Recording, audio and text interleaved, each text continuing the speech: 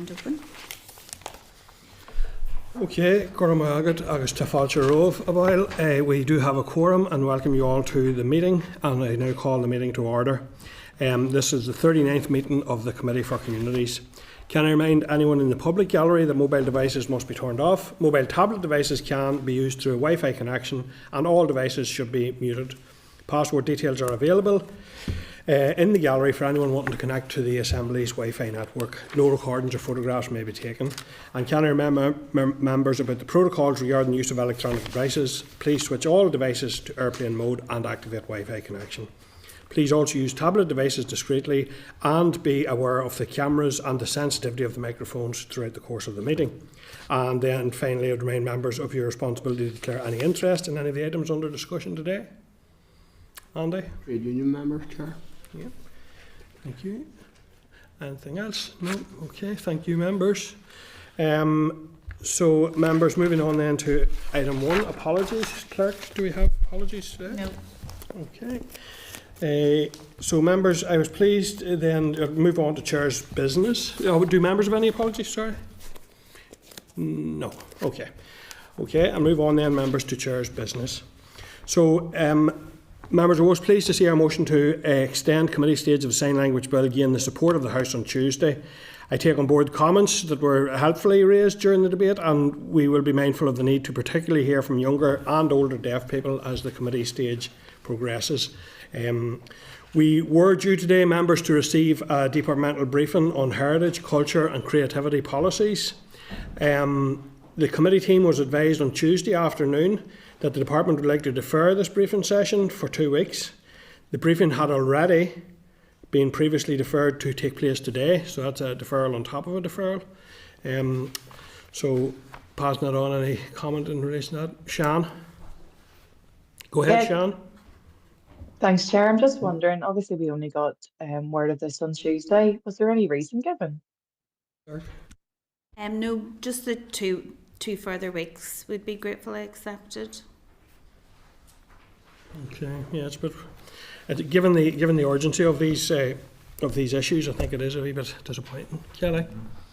We have quite a busy forward work programme coming up. Can we maybe ask the officials, remind them that this is the second deferral, and the next time, to be honest, given the fact that it's the committee's role, if one of the officers can't attend, that's one thing, but somebody must be available. Yeah. Members content with that? Andy? Sure. Just to reinforce Kelly's point, and perhaps we might CC the PermSec in, just to advise, obviously we are scheduling these briefings in, and there are others who are wanting to brief this committee, so when there ends up slots, and I know that there's been some moving around, we could be bringing others in who want to brief and engage the committee instead of being notified at short notice that somebody can't brief, and it may be a justifiable reason, but I don't think it's it gives us the ability to invite others in at such short notice. Yeah, thank you. Brian, were you looking in? No, just repeat the disappointment of others, and we're aware that our agenda will become more busy as time goes by, and it'll become more difficult to fit in briefings. We're trying to cover all aspects of the department's remit, so I'd align myself with the frustration of other members, and we trust it will be arranged in the near future, and that there won't be any further delays. Okay, thank you, members. And members, I just want to flag up, also I'm sure other members are picking up growing and considerable concern among the sector around reported at this stage, but fairly heavily reported and flagged potential cuts to supports for people with disabilities and with additional challenges. I think it's important that we get a sense of what engagement the department are having with the DWP, the Department of Work and Pensions, in advance of this. And I think it would be very useful for us to get a sense of how many people here such changes would potentially impact, and the disproportionate level of that impact here versus what it might be in other places. So, Shan, you have a hand up there. Yeah, Chair, I want to really echo what you said. I've had a few meetings this week with people in the sector, and I think while we wait for the green paper from the Labour government, I would be really keen for our committee to even send a letter to the Secretary of State for Northern Ireland and just outline that, you know, Northern Ireland has a disproportionately higher amount of disabled people. Now, there's a number of factors for that, not least being our legacy. And I think that we realised that when we were looking at the transfer over to universal credit years ago, we realised that there would be more people impacted in Northern Ireland than across the rest of the UK. So if the committee were to be minded, and if yourself was minded, Chair, I would love to write a letter to the Secretary of State and just outline that Northern Ireland does have a disproportionately higher rate of disability. Not only that, we also have very unique circumstances, and that he should be minded about those circumstances when looking at any budgetary changes and changes to social security, whether that's through the Green Paper or through the budget announcement on the 26th of March. That we're waiting. This could have catastrophic impacts on our levels of poverty amongst those who are disabled if the rumours are found to be correct. So I would be really keen for this committee to get ahead of that and get a letter over. Yeah, and I have to say, like, I would be completely in favour of people who have been often discriminated against accessing employment opportunities, not by anything inherent to themselves, but as a result of us not making the correct adjustments or arrangements for people, but putting the cart before the horse by just crudely cutting the support in a context where we have rising use of food banks, rising child poverty, cost of living crisis. I think that could all, like that, the context of all of that could be indeed catastrophic. Kelly? I was going to say, I believe that I'd read something about St Patrick's Day, that there was going to be something coming forward potentially on St Patrick's Day, but whenever we get the detail of what is proposed or cut, obviously that could be a Green Paper, but I'm just thinking if we should reach out as a committee to our equivalents in Scotland and Wales as devolved nations, just so that we can garner their support, because we're probably all going to be singing off the same hymn sheet on this, because of the negative impacts it's going to have on some of the most vulnerable people across the UK. But I just was thinking if we could maybe say that we're concerned with it, and for those other committees, are they raising similar matters? Because it might well be that we could have a three-way letter to Westminster to say these are causing problems in the regions. Yep. Okay, so there's a number of things. So that's right to the Minister to seek the to ask what engagement he is undertaking with DWP. Officials, yep. To Second. ask for the numbers, an assessment of the numbers potentially impacted. Numbers and detail. The second letter was to the Secretary of State for Northern Ireland, Yeah. to highlight the issues here and the disproportionate effect. And the third one is to reach out to our equivalent committees in the devolves in Scotland and Wales. Once we have the detail, yeah. Okay, is that agreed, yeah? Yep, that's agreed. So members just asked you to note then the deferral, and we are writing and CCing the Permanent Secretary into the committee's disappointment at deferral. The stakeholder briefings, it has to be said, were all arranged to align with the social strategies and emerging policies, and they, though that throws that somewhat out of sync, so it is difficult. So just by way of an update then, I did meet informally on Tuesday with the Permanent Secretary, continuing those conversations to improve communication and information flow to the Department. I asked again for a copy of the legislative timetable, because that's going to factor heavily in our work, and we continued the conversation around the need for the committee to be given its place and for advance information and notification of important policy matters and announcements. And I did express that, you know, in relation to that deferral, it was disappointing.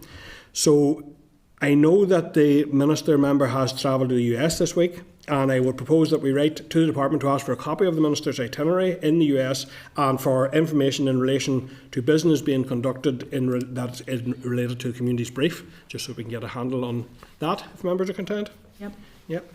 And finally, members, then just to flag that I want to commend Sport NI Community Walks initiative there. It's taking place across a number of councils. That's a trial, I believe, and our own local area hosted one of the walks, or hosting a series of walks as part of this initiative. It was a very interesting exercise in getting people out and walking, but also talking to each other, and a very social and connectedness element to that. So I just want to commend Sport NI. I think that's a really good initiative, a way to balance a bit of a walk and a bit of social interaction. So moi shiv mar sin. So moving on, members, then to agenda item 3, which is the draft minutes, and those are contained at page 6 of your meeting pack. Are members content to agree the minutes of the 6th of March as drafted? Agreed. Agreed. Thank you, members. Matters arising then, item 4. They've been provided there with a summary table at matters arising at page 19. So as usual, we'll go through these items number by number and group and ask if you want to draw out, highlight or seek briefings in relation to any specific items. So can I ask then for members anything in relation to items 4.2 to 4.5? Kelly first, then Melissa. Right, thank you. Just to say that the communications that's come through from the council, especially Derry Strabane, is very impressive of the work that they're doing. But I just wonder how much is the department taking heed or directing those councils when it comes to the anti-poverty strategy, which we're yet to see, because some of this work will certainly feed into local council activity on the ground, and how that will actually complement what the minister's actions are within the anti-poverty strategy. And then 4.4, page 34 of our pack, the fair payment rate for universal credit.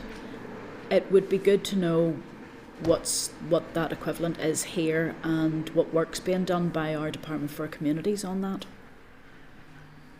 Yep. Okay, members content? Just with a that? point to follow on from Kelly. Or could we have a feedback from the councils on their outcomes of these plans? Because Causeway Coast and Glens is very aspirational as opposed to delivering facts. And could we do that if Kelly agrees?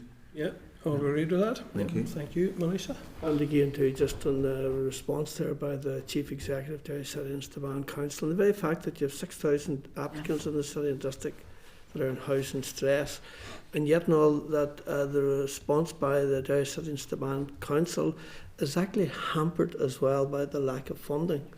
And that's quite clear. It's quite clear from the response there by the Chief Executive, and that I would once again just want to highlight just the need for that rates relief, in particular for the likes of the Derry City and Strabane Council. It doesn't have the same rate base as what they do have in places like Belfast and so on, and that it should be reconsidered in order to help the Derry City and Strabane Council area to address many of these very, very urgent problems that they're confronted with at the present time.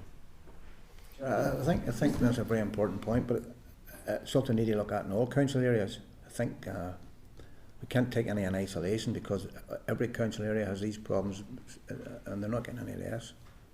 So it's a good point. Yep. Okay.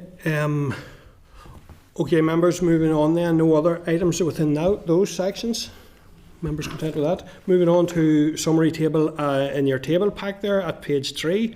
Do members have any comments on items at 4.7 to 4.8? No, members content. Okay, thank you. Moving on then, members, to correspondence at item 5. So the memo is at page 43, and there's a table correspondence memo at page 14 of table papers. I'll go through as usual items by number and group and ask if you wish to draw out or highlight any specific or ask for briefings in relation to any specific item of correspondence. So do members have any comments on items 5.2 to 5.6? No, members content as per the... Go ahead, Kelly. I've written down here 5.4, but I can't remember what I've written it down for. So can I come back to you on that one? I'm just trying to find my notes on that one, sorry. Yeah, no worries at all. I'll just double check again with other members on 5.2 to 5.6, which might give you... Okay, members, I'll move on to the other section. We'll come back to Kelly then if she requires that. So 5.7 to 5.10, members, any items there? I just do want to draw attention to item 5.9, which is an invitation from NIFA to informally brief on how housing associations finance the construction and ongoing service of social housing. So I think I received this briefing as a result of the meeting that Kelly organised through the all-party group, and it was very informative, I have to say, and I certainly would say to members that anyone that didn't manage to make that session would probably benefit from it. So I'll just check with members, would members be content to receive an informal briefing? Mm-hmm. Yeah. Okay. So, do you mean at committee or do you mean outside of committee? It'd be outside of outside of Okay. this formal committee meeting. Okay. It'd be an additional meeting arranged in some way. Yeah. Do you think it'll be similar, sorry, Chair, to the meeting that we had with them? I think it will now, and I think I wouldn't be 100% sure that there'd be sufficient difference. I think I've got the information. I think it's similar to that. So I would be keen to know if members who weren't able to attend that one would want an additional one, or maybe, I'm just not sure if. What do you think, Kelly? To be honest, we do need to have a conversation with NIFA because we're currently using the 2023 rates to decide how much government is paying towards social homes. Prices go up, so we need to have a conversation with them about what they think about the fact that it hasn't gone up in those years. It's also what's happening with them because, to be honest, they're faced with the same planning difficulties and what's underneath the ground, the water difficulties as other developers. I'd love to hear from them what they think about developer contributions coming through because ultimately that's government will be paying for part of that. So there's a few matters there that might be slightly different. I know the last meeting that we had with them was more about how their finances worked, to understand what the reserves were, why they had reserves, how they calculate rents and things like that. So I think this one might be a move on from that. Okay, well, in that context, then I think there are important issues there. So, I think are we agreed then, members? We'll seek an informal. Yeah. Okay, thank you, members. No, mine's, to be honest, I was worried about the national insurance contributions that was coming up and that, but it's sort of covered in the letter. Sorry, my mistake in marking something that shouldn't have been marked. No worries, Kelly. Not at all. Thank you. That's a case of over-diligence, and that's always to be welcomed. So, can I ask, do members any in terms of the tabled items, members from 5.12 to 5.17? Are there any items Sorry, there? Chair. Yes, go ahead, Sean. Sorry, it was just on the 5.10 and the welfare. I can get it back up. Sorry, the Welfare supplementary payment schemes. Yeah. Yes. So there was a couple of things I suppose that really just came up for me. Is really the first is it's really useful to get the updated costs. It would be useful to know, are any of these being considered by the minister? Not, in the next budgetary year, particularly given that we've seen our levels of poverty rise, and things clearly aren't working as they should. The other thing that I had just wondered about was the underestimation of the Universal Credit Contingency Fund. So when we looked at the 23-24 expenditure was 3.4 million, and then the actual funding requirement the year after was 6.2, which is an 82% increase. So I'm just wondering, is it that the original estimates for how much support would be needed for the transition were too low? Or are there other factors at play there?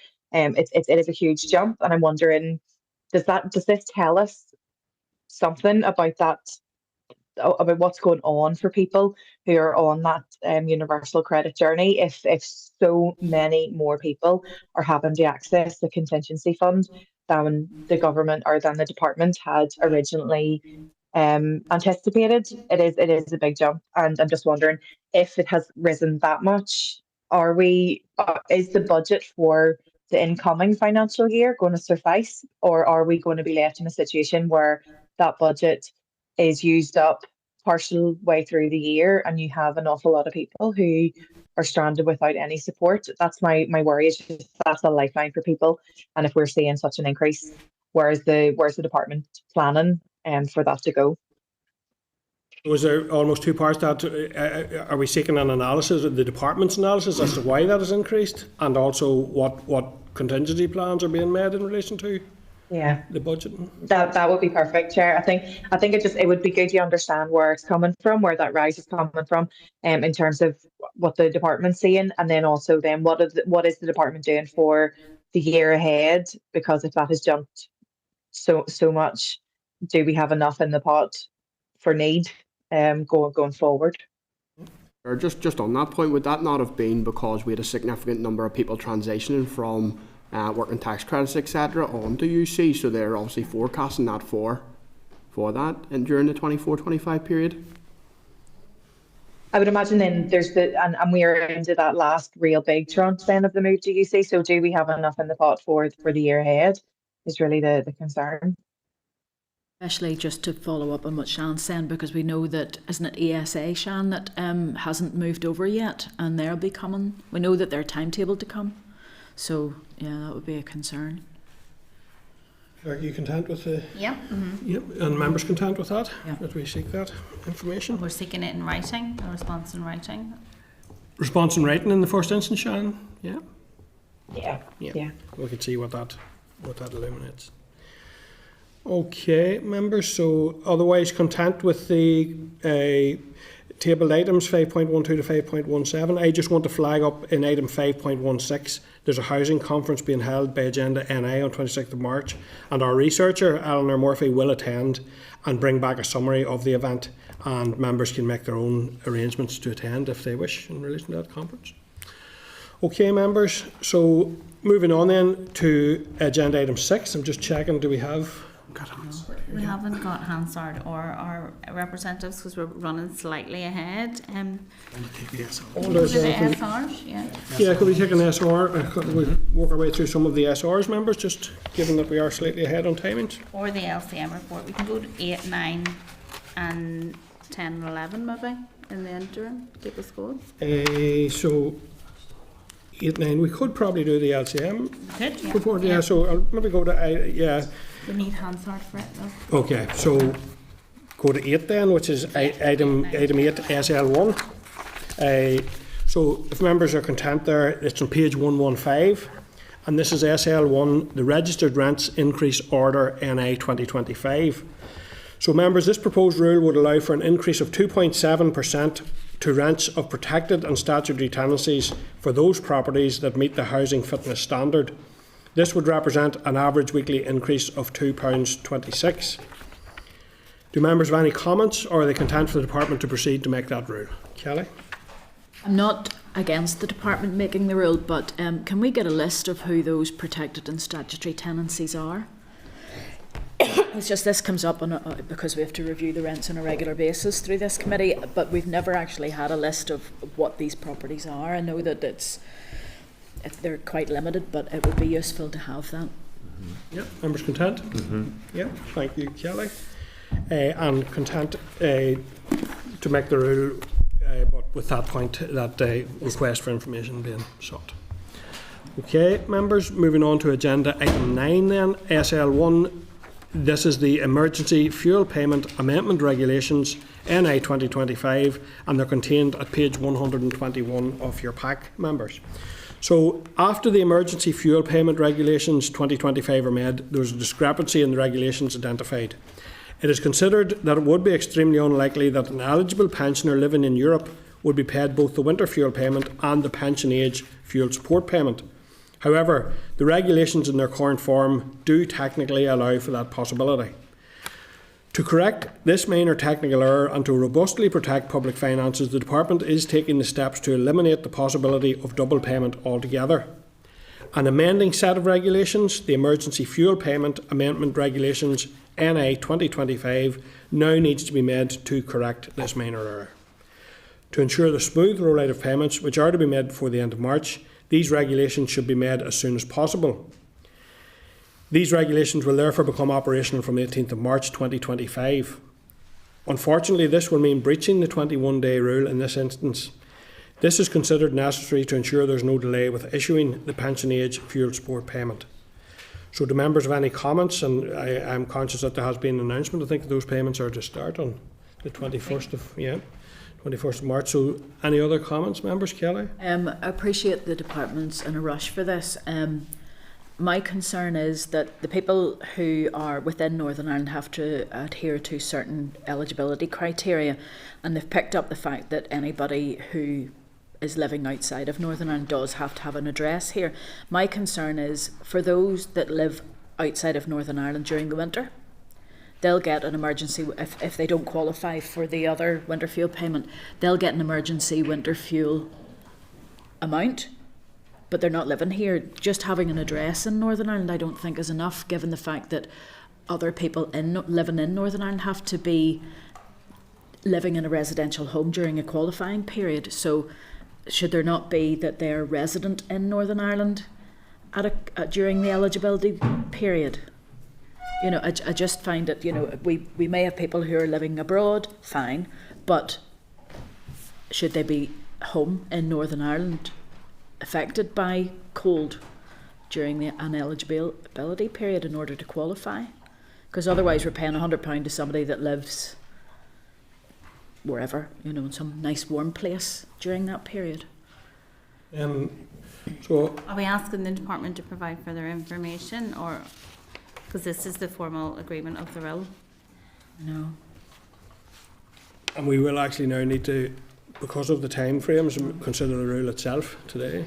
This is part of this, you know, holding our feet to the fire with the dates on this, because the committee, if we hold it back just by asking our scrutiny questions, you know, we're taking money away from pensioners that didn't qualify for the winter fuel payment. But we can see here that in the rush to get the legislation through, there was something left out. Mm-hmm. We haven't had a chance to sort of ask that, and that's one of my questions is, you know, guys, what happens if the person that you're saying they have to have an address in Northern Ireland but they don't actually live here? You know, especially during the eligibility period, whenever others have to comply with that. So, to be honest, it would be a case, I say at this stage, we let this go through, but the department has to explain how they're going to deal with that. Yeah. My understanding is that that rule is made for the payments to be delivered, and that this is to correct the error, to allow that for the European resident factor. The correction of the error is wrong, because it doesn't clarify that the person who has an address in Northern Ireland but don't live here should have to meet an eligibility criteria of actually living in Northern Ireland during the winter. Yeah, I understand the concern. I suppose the balance of that is the amount where that might be the case, and the delay, any further delay in getting the money to people who have already been waiting a considerable amount of time, the very many more people who will qualify. So I suppose that's the... So what, Clerk, could we do in terms of reflecting the concern or highlighting the concern? Can we would you be content, Kelly, that we make the rule, but we very strongly reflect the concern that you've raised? Because it feels to me like this is rushed legislation just to meet deadlines, and we're not getting to scrutinise, you know. So I have a concern that we're not actually, we're saying that people living in residential homes can get £50 if they're there during an eligibility criteria, but just because somebody has an address in Northern Ireland and they live elsewhere for the rest of the year or part of the year, that they don't have to meet that eligibility criteria. It's about fairness and balance, and I think if the department, I'm happy for this to go on ahead because our hands are tied, and I don't want to get the blame of folk not getting their £100, but this is rushed legislation. Yeah, and your point is well made, and I do fully support the point about not getting information quickly enough to apply that type of scrutiny. It's a very good example of why that's so important, because that does seem like a very valid point, and it's now going to be, I suppose, not satisfactorily addressed. You know, if they want to bring forward a further SL1, then they might need to, if they think that they need to address that. Now, it might be very small numbers of people, but this is public money. Yeah. Okay, that point's very well made, but so and the comment is taken absolutely for the value it is. But due to so given the time scales involved, we will actually now consider the rule and move on to the rule before. We'll take the LCM next because Hansard's here. Right, so we'll leave item 9 there. We'll be coming back to the rule at item 10. Okay. So we'll go then to the LCM members, which is contained at item 7, I believe. Yeah. So, agenda item 7 then, members, Employment Rights Bill, LCM, and this is to the agreement of the committee report. So you've been provided, members, with a copy of the draft report at page 93.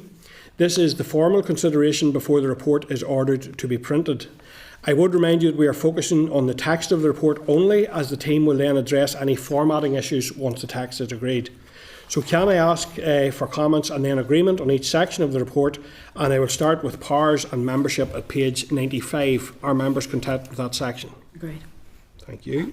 Andy? Content. Just can I reiterate my declaration of interest as a trade union member, please? Just Yes, for the thank you, record. Andy. Appreciate that, Andy. Yep, so members are content then with membership powers and membership at page 95. I next refer members to the background section of the report at pages 96 to 99. Are members content with that section? Agreed. Agreed. Thank you.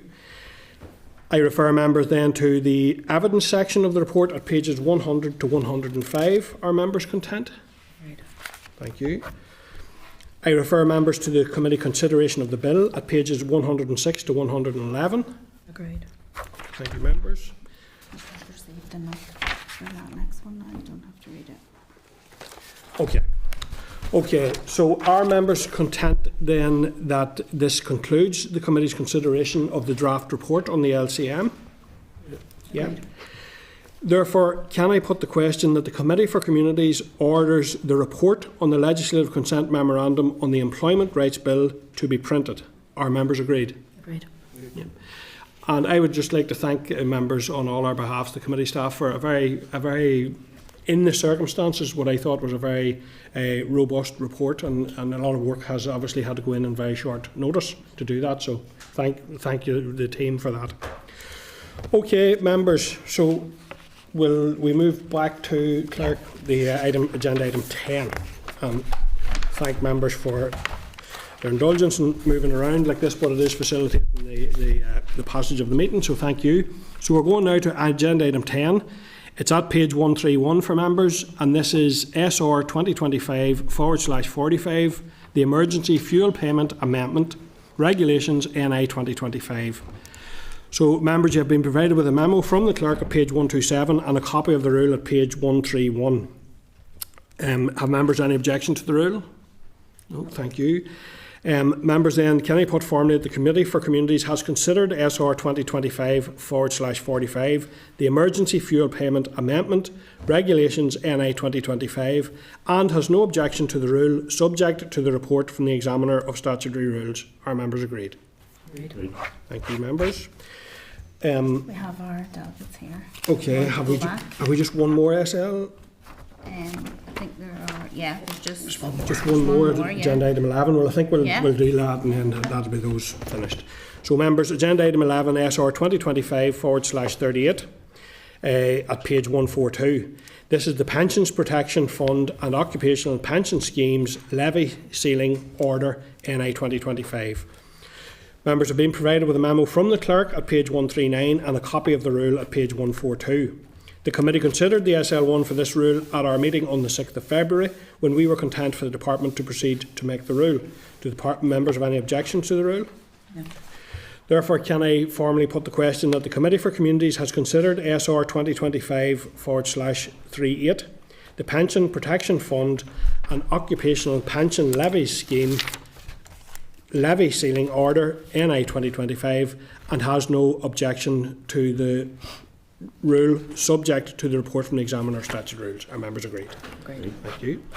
Okay, members, thank you. So we will now then, members, go to our briefing session, which is at agenda item 6. Thank you, members.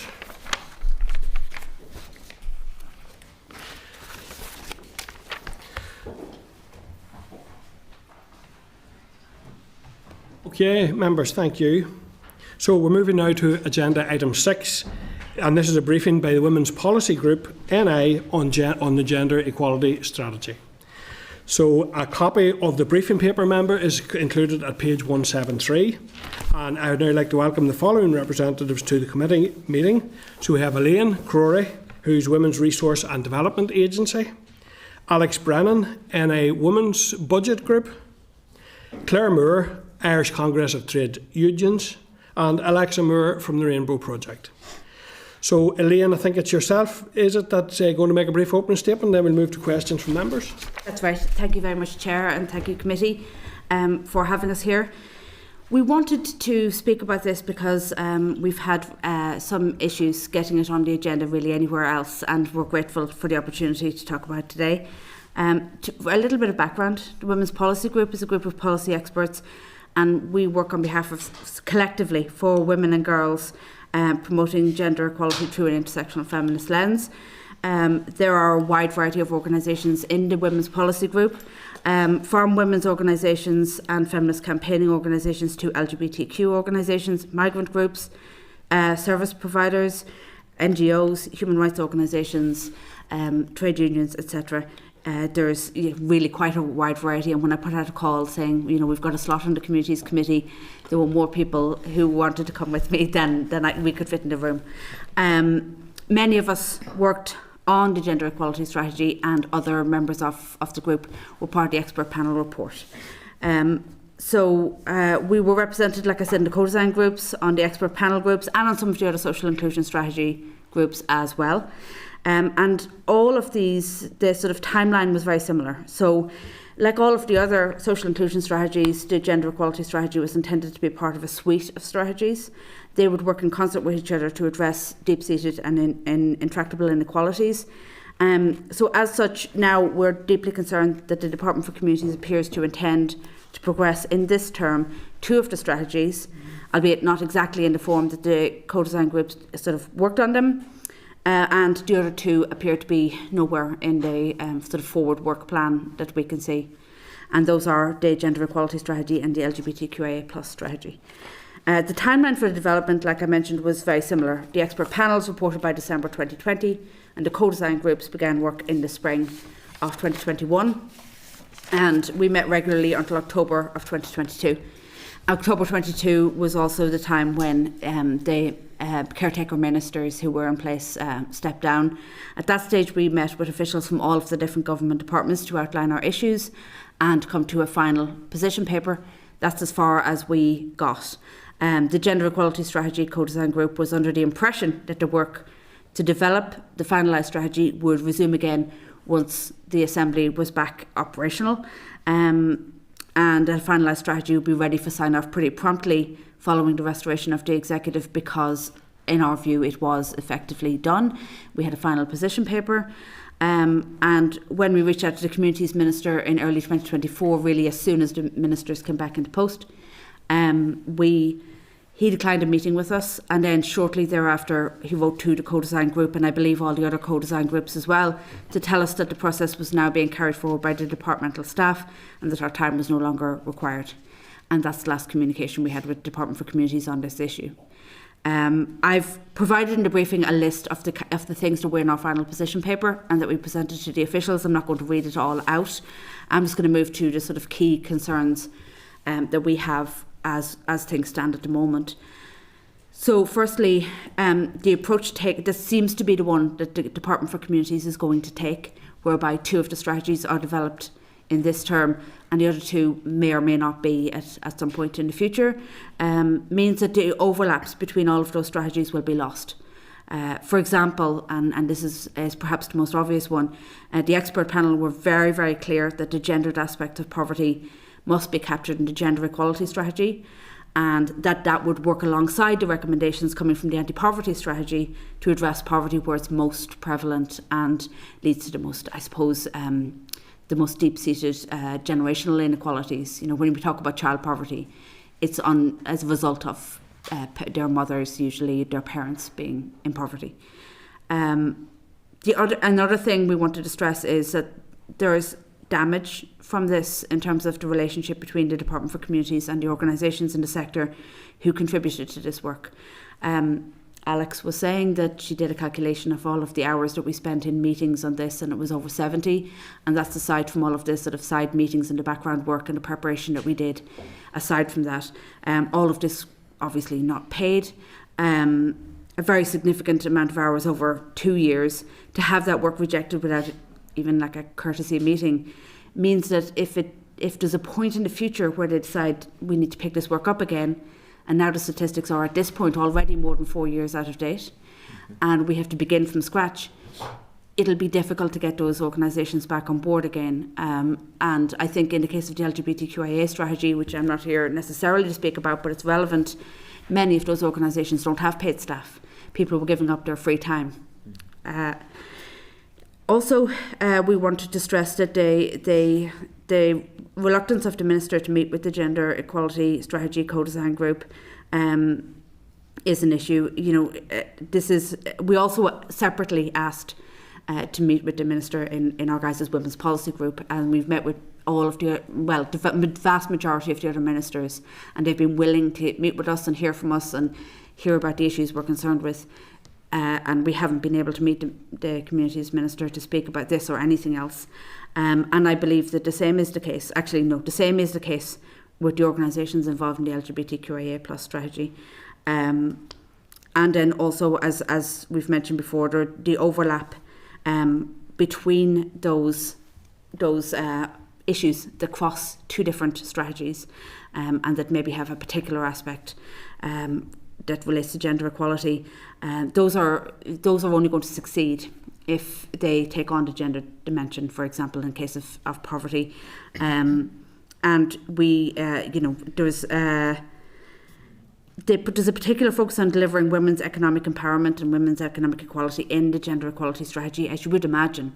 And that action and actions related to childcare, for example, will have a direct impact on sort of anti-poverty work. It will mean that the anti-poverty strategy won't achieve everything it could achieve if it doesn't have these things backing it up. And then I suppose also just to add that there is no timeline for, so when the Minister wrote to us and asked us, really thanked us, I suppose, for our time and said that's the end of the process. On your end, there was no timeline for publication or implementation of any strategies laid out, both our ones or our two ones or any of the other ones that it does appear that will be happening in this term. And also the Minister has failed to set out any policies or initiatives that will either replicate or compensate for the lack of delivery on the social inclusion strategies. I won't be doing the strategy, but I will be doing these other things that will amount to the same. There's nothing like that at all. So that's an overview, and happy to take questions.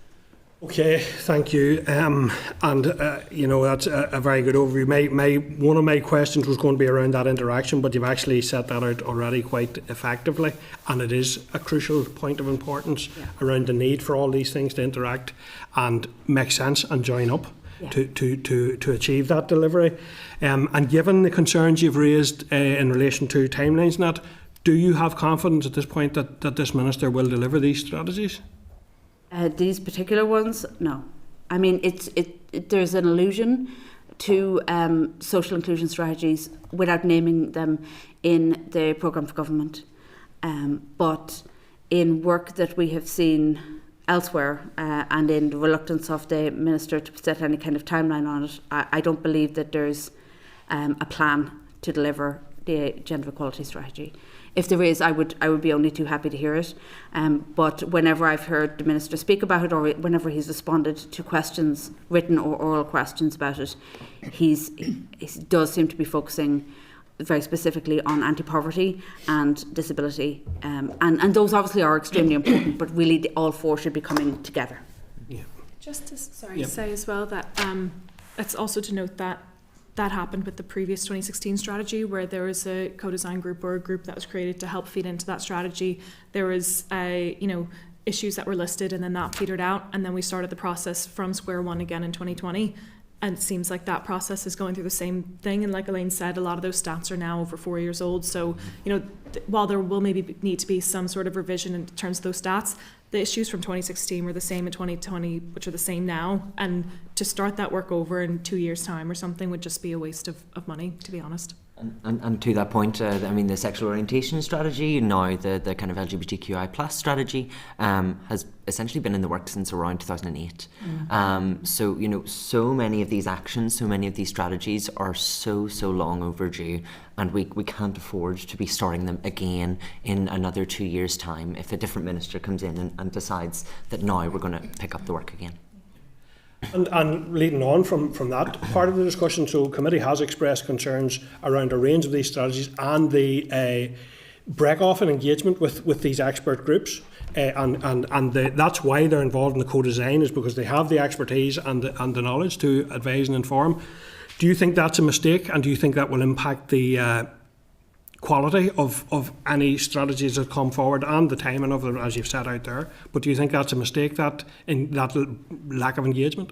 Absolutely. I think, even in terms of keeping goodwill there, so that if there is a point in a year or 2 years or 3 years where they want to revise this and want to come back to those groups, even keeping a courteous relationship by having had a meeting would have been, I think, a good idea. And also, there's a lot of people are very aware that they put in, 100+ worker hours into something that was pulled away from them, and that there's a real risk that might happen again. So I do think it's a huge mistake. Like, even just a mistake in terms of tactics. It's also a waste of money. Money was put into these, not in terms of, we weren't paid as co-design groups, but Ernst & Young came in at one point to do some consulting work. There were experts who came to kind of bring us through the last stage. There's departmental staff hours, and those are all also, for nothing.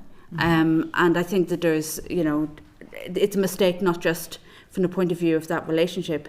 It's also a mistake in terms of, public confidence in the department. And if I may, Chair, briefly just add to that and say, I think you can probably hear the degree of concern and frustration voiced, but I think it's also important to say that despite that, the Women's Policy Group and the individual groups which come to the table are very, very positive about this work.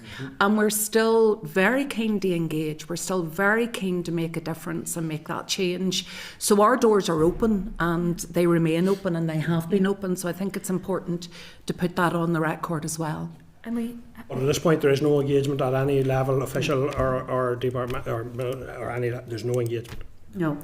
Okay, that's concerning, I have to say, and I think a mistake as well. I think there is huge value in those engagements. I often have said this to departments: co-design and co-production is where the real value is, and people are willing to give you the benefit of their expertise for free. You've mentioned Ernst & Young. I'm sure they didn't do it for free, but you have people who are experts by experience who are willing to give their time, and that's something I certainly value. I think this committee values. We'll pick up on it again after the session, but thanks for that. I'm going to go to members in the first instance then. So I'm going to Kelly, Melissa and Sian and Brian then. So Kelly. Thank you very much. I'm shocked, but I have to say I'm not surprised. We've heard it from the disability sector, the way that they feel as if they've been treated as well. What would be very useful for me, if not the rest of the committee, you've mentioned 70 and 100 hours.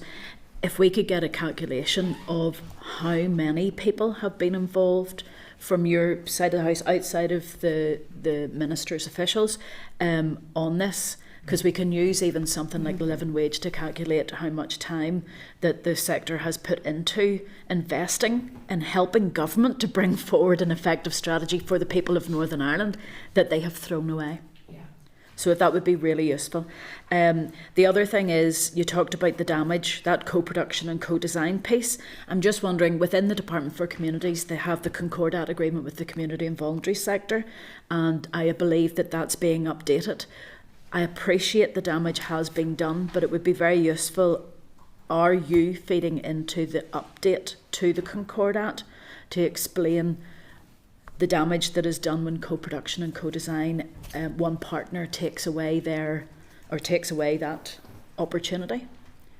So my understanding of how the Concordat, the revised one, was come up with was through the this forum that NICVA organised, and that's not something that any of us can just go to. It's a sort of invite-only application kind of situation.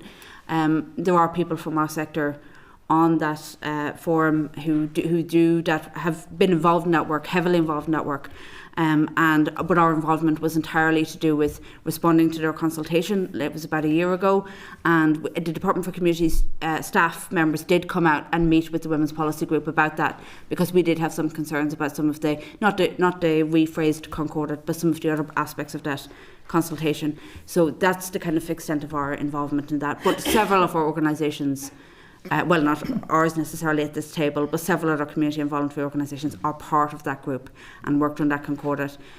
I think one of the issues, the wider issue with the Concordat is I suppose it's a principle. It's a aspirational kind of way that we should be engaging, rather than actually what we've noticed on a day-to-day basis. Quite honestly. I know at the time the Concordat, when it was being set up, I was actually kicking around the community and voluntary sector at the time, and it was seen as, at long last, an effective partnership tool. I'm just checking, NICFA hosts that forum, but it's the Department for Communities forum. Yeah. Do you feel that there's gatekeepers? I wouldn't say that necessarily, but they are. It is an application process to get onto it. There's a certain number of spaces, and it's certainly not nearly as widely representative as the kind of meetings that we would convene among ourselves to come together on issues. Just the last couple of questions. I know I'm throwing a lot at you. Could we get dates of when you have requested meetings from the Minister? That would be really helpful, because I want to find out why he didn't offer, if he wasn't available. I appreciate the Minister's very busy, even officials to meet with yourselves. And finally then, to me, this is an absolute waste of opportunity and a waste of public money to not take forward the strategies. Have you approached the Audit Office to ask for a review of these processes through the Department for Communities, to check to see how much public money is being wasted by restarting processes over and over again? Never mind the fact that it's breaking your heart. It breaks my heart to think that there are civil servants out there who are just passing paper around a table instead of actually getting on with strategies that can improve all of our lives. Because I know a lot of people think that the gender equality strategy is all about women. Mm-hmm. It's about improving lives across Northern Ireland. Mm-hmm. And the fact that we haven't had an appropriate use of Section 75 for years makes me furious, to be honest. It's absolute waste of civil servants' time telling us that they're not discriminating against people when they are. Yeah. But you can tell I'm quite frustrated. Mm-hmm. I could do time, because I know the amount of work that was put in the last mandate, and all of that time for the community and voluntary sector to be told you're not needed anymore, we'll do it ourselves. That's misogyny. Mm. But no, thank you for that. Sorry, Chair, I'm quite cross about this. Yeah. Good, Kelly. Melissa, Lanray. Hi, Joe. You're all very welcome here today, and it's interesting just to listen to your discourse as well too. And only on Sunday there, I participated in a demonstration, a march in Strabane in relation to ending violence against women and girls. And central to all of that in many respects, was this whole idea of gender equality. And I wonder to what extent it is that when it comes to this, what appears to me like a complete breakdown in communication and relationship, and that in particular with the Minister, how much that's actually influenced by his lack of commitment to gender equality, especially whenever it comes to the likes of the LGBTQ strategies and so on. And to what extent is it influenced, we'll say, by that? I will say, certainly I agree absolutely that violence against women and girls is driven by gender equality. And quite a few of us here on this panel and in this group were also on the co-design group for the Ending Violence Against Women and Girls strategy. A 100% different experience from start to finish in terms of how we were listened to and how we were valued, and how what we said in that room made a difference. One of the things we stressed from day one was, unless you're working at underlying gender inequality, you will just be you'll be rescuing individual people, but you won't actually be dealing with the overall problem of violence against women and girls. That was taken on board. That's been worked into that strategy. I think one of the things about that strategy that was very clear was we don't want to be replicating work from elsewhere. So some of the stuff we do want to be shoring up, if you will, is this kind of work here. But of course, this kind of work now seems to have come to an end. It's very difficult for me to speculate on what the Minister is thinking with regards to why some of these are being advanced and some of them aren't, and I wouldn't want to do that. But I will say that it's the kind of thing, and like Alexa mentioned, how often the LGBTQ strategy has been on the verge of something happening and then it hasn't, and how there's never actually been one going back, the better part of 20 years. That does make people start to think there's they just don't care about us, or there's just a sort of a feeling that we don't matter in the big scheme of things. And there is, there's to some extent, I think, some of the stuff that is happening with the anti-poverty strategy is pushed by the legal requirement to have an anti-poverty strategy. Mind you, that's been there for a while now, but it's pushed by that. But there are some parts of what we recommended in this strategy, the gender equality one, that are also backed up by legal requirements, like the education around stereotypes is backed up by the CEDAW requirements that are now incorporated into law. There's things around pay gap monitoring that we should have had for the better part of a decade now, and we don't.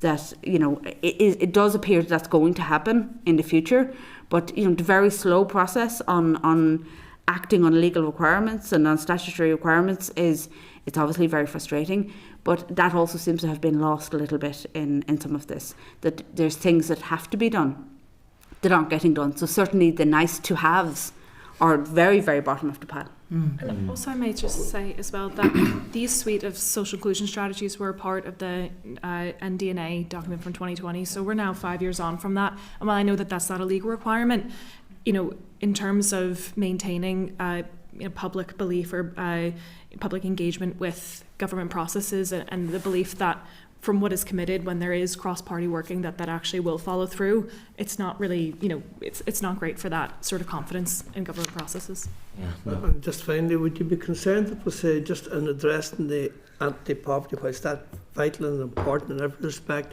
but that might be seen to be the softer or easier option rather than embracing the full content of many of the sort of recommendations by the strategy group itself? Would that concern you? That might be maybe the approach that's been taken at the present time by... I think we've been very clear that the intention in New Decade, New Approach, and since then, was to implement all of these strategies together. These are social inclusion strategies. If you have me socially included, but Elaine not, it doesn't really make sense. I know that's a little bit flippant, but you know, it's a good illustration, and really they work together. And I think the value of the gender equality strategy in particular, you know, we're not talking about a minority group, and it's, you're right, Kelly, it's not just about women, it's about the good of our society, but women and girls make up over half of our population. In respect of the people that I represent, working people in Northern Ireland, women are now over half of trade union membership. So this is an integral part of the anti-poverty strategy, and indeed the disability strategy, as is the LGBTQI strategy. So I think dividing them is a very difficult thing, and it's counterproductive. And when you look at a lot of the different kind of policies that have made people poorer over the past, 5-10 years, particularly reforms to welfare, universal credit, things like that, they disproportionately impact women. And when you look at things like, something that was in the LGBTQI strategy and also in New Decade, New Approach, which is the commitment to funding 3 rounds of IVF for individuals who are in need of that. That overwhelmingly affects women who need that IVF. It also has a really big impact, particularly on lesbian and bisexual women and trans people of all genders who might need access to that fertility treatment. So, there's really, I think particularly the gender equality strategy, almost like no other, is so deeply integrated into all of the other strategies that it is a real shame that it's not being brought forward. Yeah. Okay, thank you. Sian, go ahead, please. Thank you, Chair. Trying to keep my frustration in check. First of all, can I just say a real genuine thank you, first of all, to the 4 representatives on the panel, but also to all of the groups that were involved in that co-design group and on the expert panel report. I think, as Kelly has outlined, I think it would be really useful to get a tangible number to put aside to actually, I suppose, to illuminate just the economic impact of the involvement of those groups and those individuals on those panels and reports. And the second point that I suppose came very strongly to mind was the public confidence, that the damage that this has done to public confidence in the department and in the work of the entire department. I was challenged when I brought forward your concerns to the Minister about those council meetings, in light of the Minister choosing instead to prioritise meetings with representatives of the Loyalist Communities Committee, because I heard from organisations within your network who told me he will meet with them and won't meet with us. And I think that public confidence and the erosion of that is really it's hard to quantify, but I think that you have very eloquently put across your point there. I have a couple of points, a couple of questions, I suppose, really, and some have been touched upon. The first is around EVOG, and given that gender-based violence and I suppose domestic violence were central to part of the gender equality strategy, do you believe we now have gaps in protection support for victims? And how does that sit within our ending violence against women and girls without a gender equality strategy?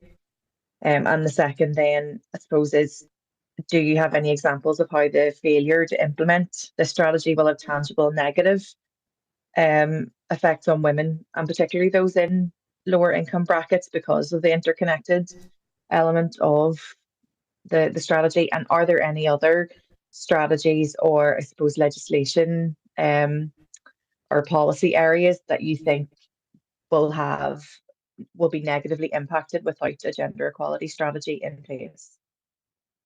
Thank you. I'll start by saying that I think everything rests on the gender equality strategy, in terms of when we do work on ending violence against women and girls, we're looking to develop on top of progress that's happening elsewhere. And an awful lot of the recommendations, I mean, you can sort of see them all there, they rely on both gathering the necessary data, but also things like work to develop women's health equalities, and work on women's economic equality as a most fundamental kind of thing. Those kind of things need to be happening alongside work to address the causes of violence against women and girls, because you can address the causes, but if to help the people experiencing it in the here and now, prevention isn't good enough. They're already experiencing it. What they need is help to get out of that situation, whatever that situation might be it an abusive work situation, an abusive situation within the home, etc. They need the key, if you will, to get out of that situation, and that is going to be delivered 9 times out of 10 in the form of cash, in the form of money, which is to say, her job is going to pay her enough to survive on her own, or welfare benefits are going to be enough for her to survive on her own. And if she isn't getting access to those things, and isn't likely to get access to those things, all the prevention in the world might help future generations, but it's not going to give that freedom to leave, which is so fundamental in abusive situations. So these things rely on each other, like I was saying, they kind of shore each other up.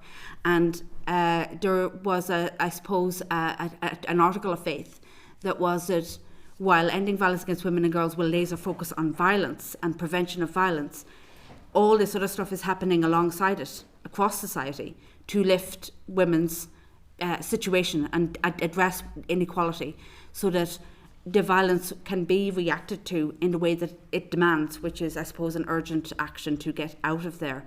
But as a, I mean, again, speaking of overlaps, we've done some research that's shown that women with disabilities are disproportionately likely to suffer from violence against women and girls within the home, often from the person who is ostensibly their carer. If they are not getting enough via their disability benefits, or if they are reliant in some way on another person who has that power over them, until that inequality is addressed, they're going to be trapped. And all the prevention in the world isn't going to help them in the here and now. I could go on and on with examples of how these things overlap.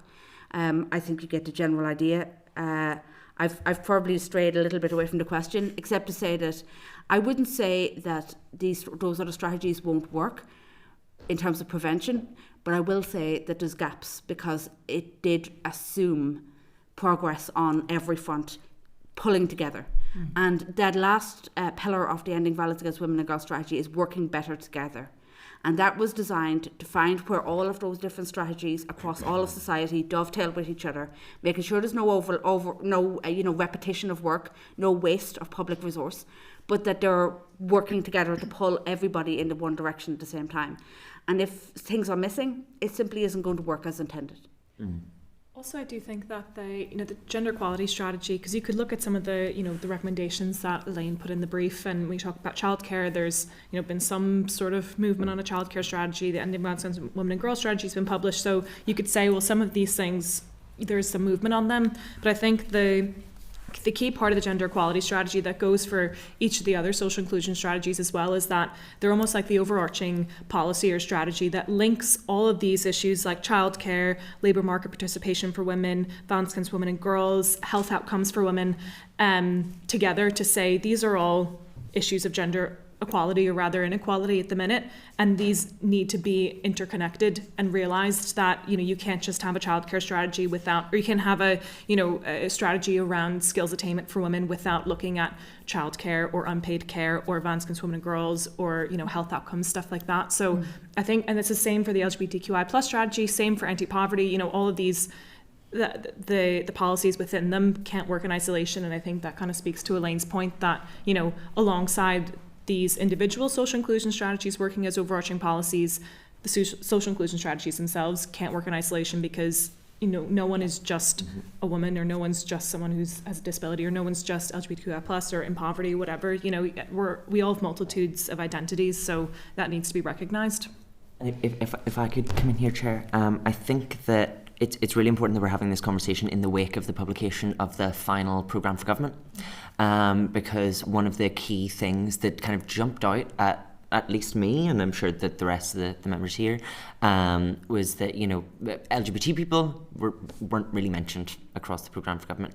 That's fine. I understand that it's a programme for all of Northern Ireland, but whenever you don't have these social inclusion strategies kind of backing that work up, backing the work that is being done to improve services and access to facilities, etc., for everyone in Northern Ireland, you miss where there are gendered impacts of things like domestic abuse or things like poverty and so on and so forth. One of the key things that actually jumped out at me, and it was because there was a recommendation in the LGBTQI plus strategy, at least the expert panel report, to really put a key emphasis on improving data collection for kind of monitoring how many LGBT people, for instance, are economically inactive, or how many are homeless, or how many, etc., etc. And one of the missions from the programme for government is that Better Homes mission, and a key indicator of that is homelessness, for which sexual orientation data is not collected. Now, we know from different research across the UK and further afield that LGBTQI plus people, and particularly young people within the community, are statistically more likely to become homeless, whether that is because of economic disadvantage, whether it's because of family kind of rejection and things like that. If you don't collect the data, you can't make policies to directly actually kind of fix that issue.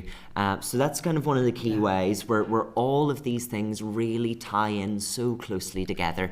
And I think we really are losing out of some of the key benefits of that programme for government, because they're not being backed up by the gender equality strategy, by the LGBTQI plus strategy, and by other strategies that were promised. And Chair, very quickly, just say that, the other area is around the Irish Congress of Trade Unions were up before the Economy Committee last week talking about the employment bill. So there's, for example, another area, the gender equality strategy would set that, as Alex has said, would set that kind of policy direction, which would inform the issues around employment for men and for women in Northern Ireland, and could better direct those pieces of legislation.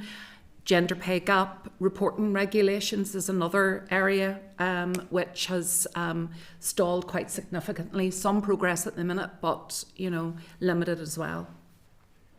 Okay, thank you. Thank you, Sian. And moving on then to Brian. Go ahead, Brian, please. Thank you, Chair. Thank you for your attendance and for your paper. You've clearly set out your frustration with the process. Thank you for your past involvement on the expert panel and the co-design group. Those who were involved there. You have used quite stark terms in places. You talked about two of the strategies being abandoned or appear to be abandoned, and work having been rejected. Now, clearly, that's in your paper. That's not the position from the department. They're saying that the work's been carried on by officials. I appreciate that's how you feel, but they're saying that the work is ongoing. Can you tell us a bit more about what their reply was? Was there any mention of timescale?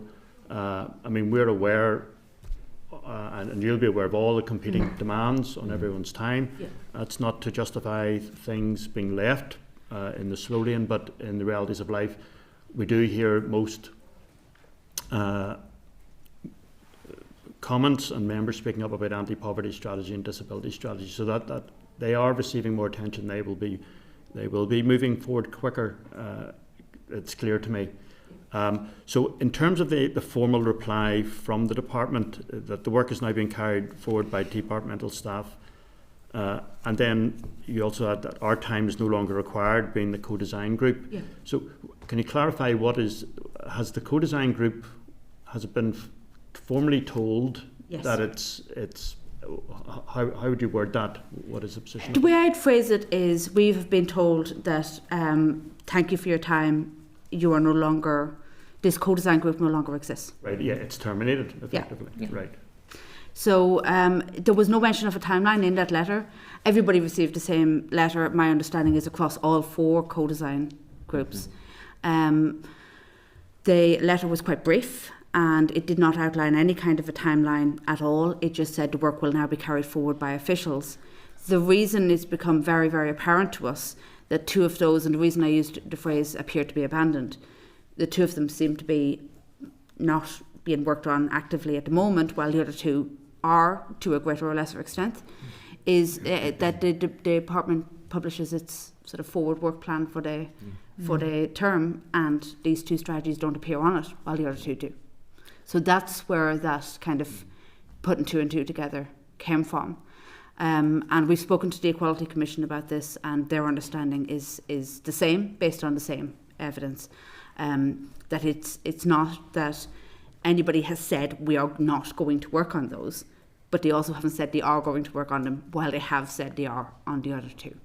So it's the feeling that, like, if somebody comes back to it, it might well be after this term ends, because it's not in the forward work plan at the moment. The letters did kind of specifically say that that a detailed timeline for the publication and advancements of the gender equality strategy and the LGBTQI+ strategy would follow in the coming months, and that was in October. The 11th of October, this letter is dated. Sorry, I have it up, and we haven't heard sight nor sound of either of these strategies since. Yeah. And as Elaine said, it doesn't really appear to be on the agenda in terms of the forward work for the department. Mm-hmm. So just to clarify, is your understanding that all 4 co-design groups have been terminated? Is that yes, right? That's my understanding. All 4 received the same letter. And you were told that, again, just to clarify, in the letter you received that it would be progressed in the coming months, or that they would let you know in the coming months? They would outline a timetable. They would set out a time scale? Set out a time scale in the coming months. That was 5 months ago, October 24th. But as members of what might be now called the former co-design group, you're not expecting to be informed, or are you expecting to be informed, or you don't know if you'll be informed? My understanding from the letter was that they might tell us. We were on, I can't speak for the other social inclusion strategies on this one, but there is a gender equality unit within DFC who we are on their mailing list. So intermittently they will send us out emails about matters related to gender equality, not the strategy, but gender equality with a lowercase g and e. And so we are there in terms of if they wanted to disseminate the information, they have a route to do so. I would have expected that, that we might be informed. But even if we are not to be informed, but to find out in some other way, we are, to be fair, this is part of our role to keep an eye on what departments are doing and what's upcoming for across all departments, just as a matter of course. and we know that it's not in the forward work plan as it currently stands. I also think there's an issue as well, and this isn't just for the gender equality strategy, but for all 4 of them, is that, and it hasn't really been a secret based off of the past 4 years, that this process wasn't really co-design. And there was issues with the co-design process that all 4 groups had. But I think I could, understand what you're saying, where now the co-design groups, all 4 of them, have been dissolved essentially. So, maybe why should we be involved, continuing on forward? Why should we get a time scale? But at the end of the day, our names are on this strategy. Our names are, it will say that we've worked on this strategy. And I think you can kind of, you can imagine how, we've put out what we think is a very strong, clear position paper, which highlights short-term, medium-term, and long-term asks that were low cost, no cost to a bit longer, higher cost options.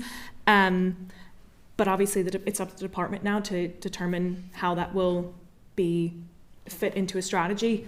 And they may decide that half the things that we think would be really prioritised within the strategy won't be, but our names will still be on it. So I think you could see how, even within the anti-poverty and disability groups, that maybe there is a more likelihood that they'll see a strategy sooner than the other 2 groups. That there's a bit of a fear that when a strategy is published, or even a draft strategy is published with all of our names on it, or with the respective groups' names on it, that we'll see something that we didn't actually support.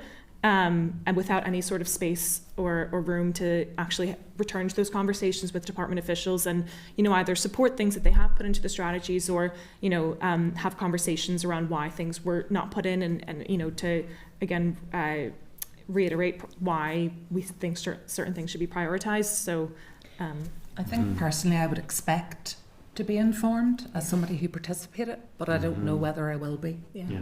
Oh, no, well, there's clearly there's questions that we'll be able to ask, just to update.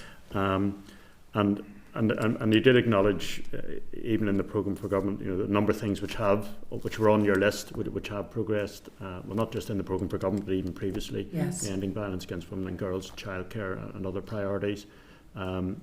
But no, thanks for that clarification, and obviously we will follow this up. Yeah. Thank you, Brian. Kelly, a brief supplementary? Just a very quick supplementary following on from Brian. You've mentioned there about your names will be on the strategy. I'm a little bit confused by that, because the strategy isn't written yet. And with the letter that you have received basically saying that your role in this is finished, the strategy will be produced, I'm assuming then, without your final sort of sign-off or agreement. Are you happy to have your names on something like that? Because I wouldn't touch it with a 10-foot barge pole. There's huge concern across the sector that the work that we last had our hands on, if you will, was October of 2022. Obviously, some things have moved on for the better, some things have moved on for the worst. And what might come out of this might be so unrecognisable in terms of what we actually worked on. The reputational damage, as well as just general frustration, but the reputational damage that it could do to our organisations if the recommendations that come out are unrecognisable, or actually we think maybe even counterproductive to what we're trying to achieve, is significant.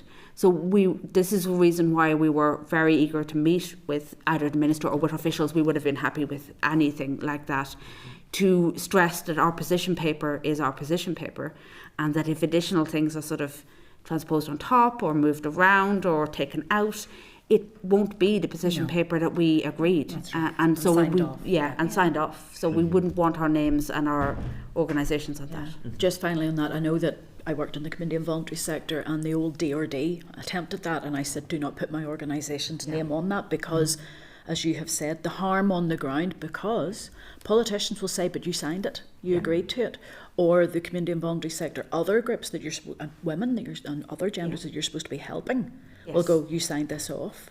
That's very dangerous, because it undermines charitable law and the fact that you have aims and objectives that may be undermined by the document. And I think it's good to reiterate what Claire said before, is that all these organisations are really keen to, not only salvage, you know, what work we've kind of left in 2022, but to continue the process and see each of these social inclusion strategies through. So it's not that this process to us, I suppose, is dead in the water. You know, we want to continue this and we want to create something that will actually make change and can be implemented. Very brief, right? You know, it will be brief. No, I think it's a valid point that you made, and as Kelly has said, so people who don't know what is the co-design process. So from what you're saying is almost like you were making an input up to a stage, and then it goes into a departmental process, and ultimately it becomes a political process, because ultimately it needs a political vote from the Assembly.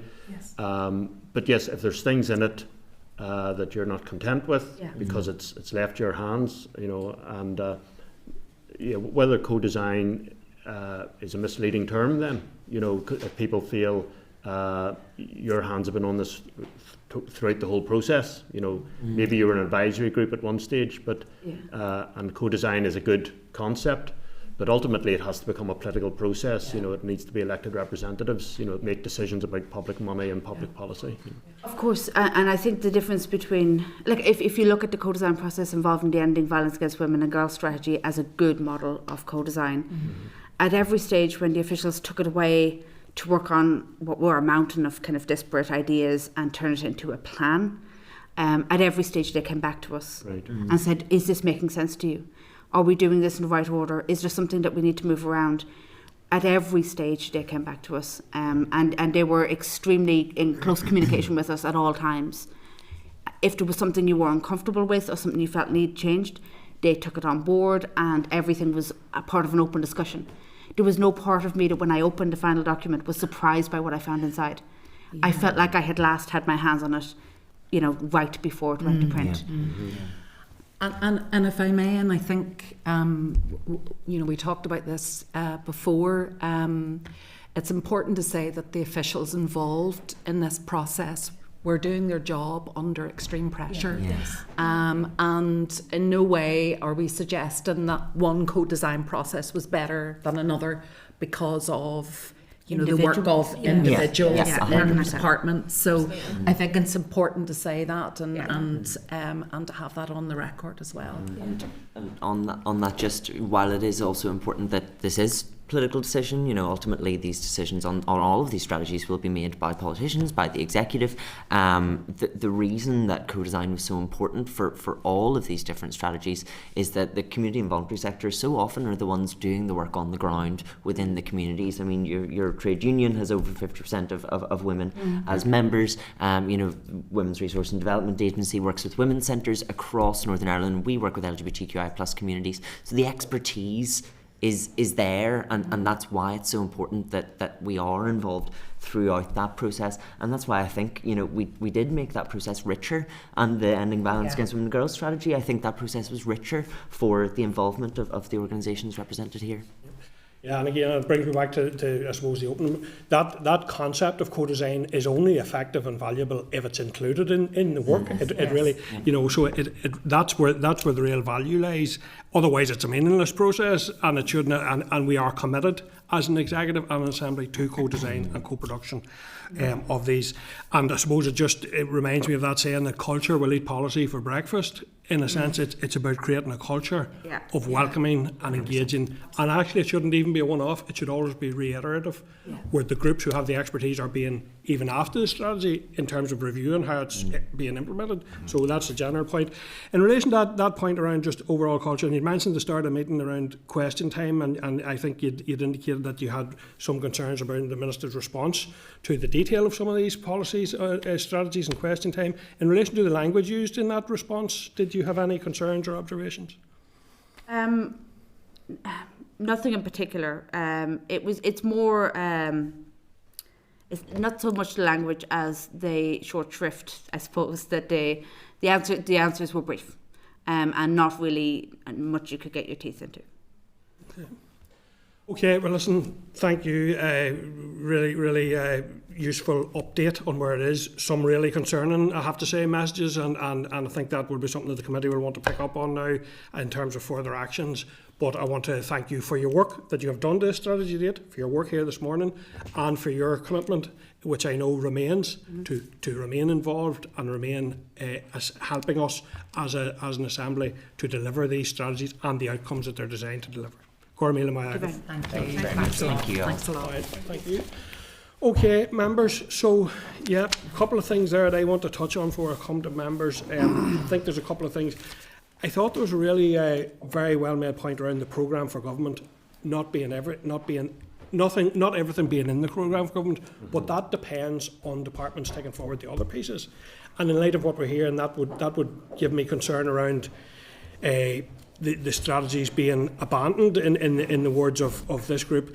I thought it was really significant to hear from a group which represents, a significant section of society. We don't matter. That's a really concerning thing to hear as a committee, and you can understand why they would say that in the context of which we're dealing with around the thing. So I think one of the things that I would like to know is, well, first of all, I would like to see sight of that letter sent to the co-design groups to see how that was framed. I don't recall seeing that. So could we request that if members are agreed? I think we should actually write to TEO in relation to concerns that these around the programme for government and the fact that these policies, these strategies are now not being developed, that we write to TEO to express concern around the integrated need for these as a package to be brought forward. Just on that point about TEO, can we perhaps also include in that they maybe look at agreed terms of reference for when they're bringing groups in to engage as stakeholders, that then there's a clear understanding as to what's required of them and how they'll be kept engaged in the process. I think it's important that's done right across departments. Yep, members content with that.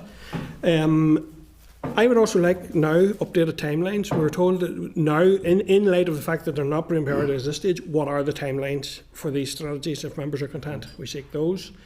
And I also would like an understanding of what work is ongoing at official level. We've been indicated there is some work ongoing. I think we need a very detailed outline of what that work is and the extent of that work and how that's feeding into those timelines. Shelley? On that last point, I would like to know how many civil servants are working on each of the strategies, because the indication seems to be that there is ongoing work being done by the civil service for the minister, but I need to know how many different civil servants. It's not a case that there be a team maybe of 10 and they're working on all the strategies. How many individual civil servants are working on the gender equality, the LBG, all of them, just to make sure. The other thing, what I would like to ask, if we as a committee could write to the head of the civil service to ask them for their guidelines that are issued to civil servants on the delivery of any programmes that are co-production and co-design, so that we can see what format should be followed, because I find it astonishing that before a programme is ended, that the groups that have been contributing to it are removed from that process. And I would also like to find, there was something that was said that's not true. We don't get to vote on a final strategy. The minister brings the strategy to the House and it's delivered. We don't get to vote on it. So therefore, I don't want my fingerprints anywhere near that strategy if the co-production and co-design groups aren't involved in it, because it's being written by who? Civil servants? Do they know the lived experience of these people? So I think that there would need to be clarification. Are these groups being led to believe that a political process will happen where we will all get to agree the strategy? But your party will be on the executive, where ultimately it'll end up. And if our party says no, Brian? Well, then that's part of the political yes, but process. It'll not Chair, be, please. It'll not be for us to decide on that strategy. It will be presented fait accompli to us. And I'm concerned that in light of what we have heard as a committee today, there are experts who have been excluded from that end process, and whatever is going to be produced will not have their fingerprints on it, and that's not co-production and co-design. So could I ask maybe for the department if they will provide, in absence of the co-production and co-design working groups, that we have sight of that strategy before it goes public from the minister, because I think we need to step in and make sure that it's going to meet those people's needs if they're not involved in it. Yeah, and members agreed with content with that proposal. And I think we should take a significant look at our position when we get that letter back that's been sent to the co-design groups, because I'm not content that that's something the committee would necessarily agree with. Yeah, Daniel, sure. then Alan, Andy? I disagree with anything that Kelly has outlined. I have to say I'm not surprised or shocked by what I've heard, to be honest with you. We have a minister in place that there's a trend emerging. He picks the things he wants to deal with, the easy way out, and leaves the things that he probably most likely disagrees with or has a strong sense of feeling on, and leaves it to the side. You know, we have the same with Irish language strategy, we have the same with various other important elements around the GAA, and now we're looking at the LGBTQ plus strategy, the gender equality strategy, all things where the minister hasn't exactly been at the races on in terms of progressing them. So, you know, I think we should be conscious as a committee of reminding the minister that he is the minister for communities, and he has an obligation to the entire community to see these things through. In relation to the point that Kelly raises about, you know, work ongoing, you know, that simple text on a page trying to provide us with the reassurance that work is happening is not good enough. We've seen how this particular department falls short in terms of actually delivering on any of their commitments. And we've seen actually as well, when it came to the anti-poverty strategy, how that co-design group was mistreated and ignored continuously over a period of time until they were brought before this committee and indeed the Public Accounts Committee and were spoken with. So there's a trend here, particularly with the current minister, unfortunately, which I hope in time I'm proven wrong, although I'll not hold my breath. But I think we need to remind him that he has a responsibility here, and kicking the can down the road and thinking that he can ignore these important elements is just unacceptable in every way, shape or form. What I've heard today doesn't surprise me or shock me in the slightest. It's directly in line with the attitude of this minister, to be honest with you. Members content we reflect those concerns? Chair, could we also ask for an update? Because I think some of the comments are really politics and unfair on the minister. So if we could ask for an update of where he is at with this strategy and what work he has done, would be more fair, I think. That was probably partly what we were hoping to get today in relation to the deferred briefing. So we wanted absolutely to give the department their place in that, but they deferred for a second time that briefing. So I just I suppose flag that. Yep. Okay, members, there's one other item that arose there that I think maybe is one of relevance as well. We were told that there is no data around homelessness and LGBTQI+. I think that is something that we should seek clarification on. Like, data was never more easily collected and analysed than this, and that's a significant gap, I think, given what I accept are probably huge risks of overlap there.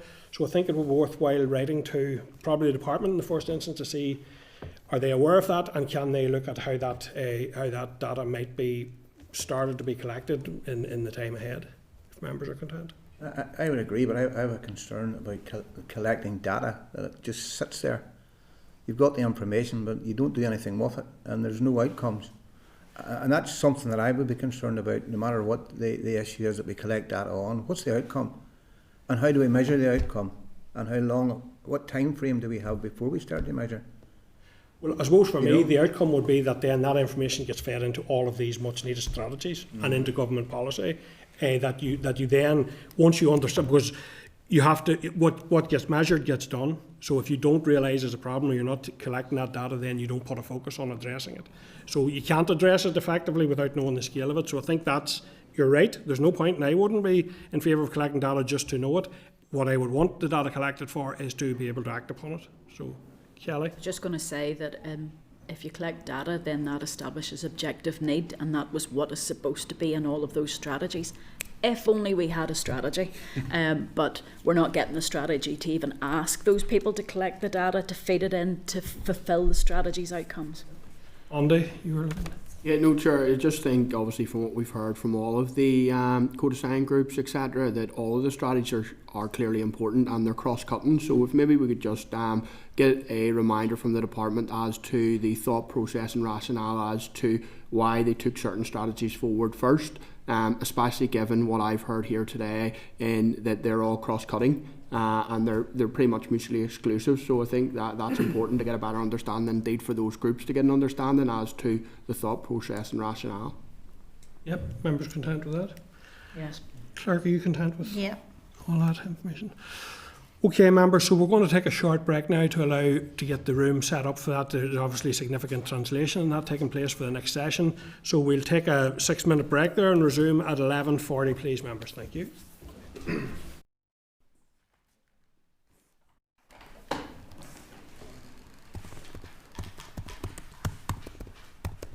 So you confirmed open? Okay, Shin. Thank you very much, members. And an updated copy of the briefing paper is available at page 29 of the tabled papers. And members, a reminder that Seachtain na Gaeilge is currently taking place and that this is the largest celebration of Irish language and culture, with events taking place throughout Ireland and across the world. So I welcome the following representatives to the meeting: Cushla Nic Liam, Language Rights Coordinator of Conor na Gaeilge; Crothar O'Mody, Advocacy Manager with Conor na Gaeilge; and Dr. Padraig Ó Tierney, Communications Manager of Conor na Gaeilge. So, Padraig, I invite you to make a brief opening statement before we move to questions from members. Thank you. Good morning, all. It is nice to be back here for you today. To start, we would like to thank you for the invitation to represent Conor na Gaeilge. It is especially apt that we are meet during Seachtain na Gaeilge. I am Cushla Nic Liam, and with me are my colleagues Conor O'Mody and Padraig Ó Tierney. It's very important to us that we can conduct our business with the state in our native tongue, and we would wish to acknowledge and thank the interpretation staff here at Stormont who are facilitating the session. Before we move on, we have to highlight the two major developments that have happened in the past few weeks. At the end of February, the 1737 Act, which banned the use of Irish in our courts, and it was in place from the era of penal laws, was finally repealed. And then at the beginning of this week, the recruitment process was finally published for the role of an Irish Language Commissioner, two great historical milestones. We have plenty to discuss today. Our written evidence has been provided as part of your information packs, which will provide more comprehensive context and overview, especially for our two main questions, the Irish language strategy and the ongoing funding crisis.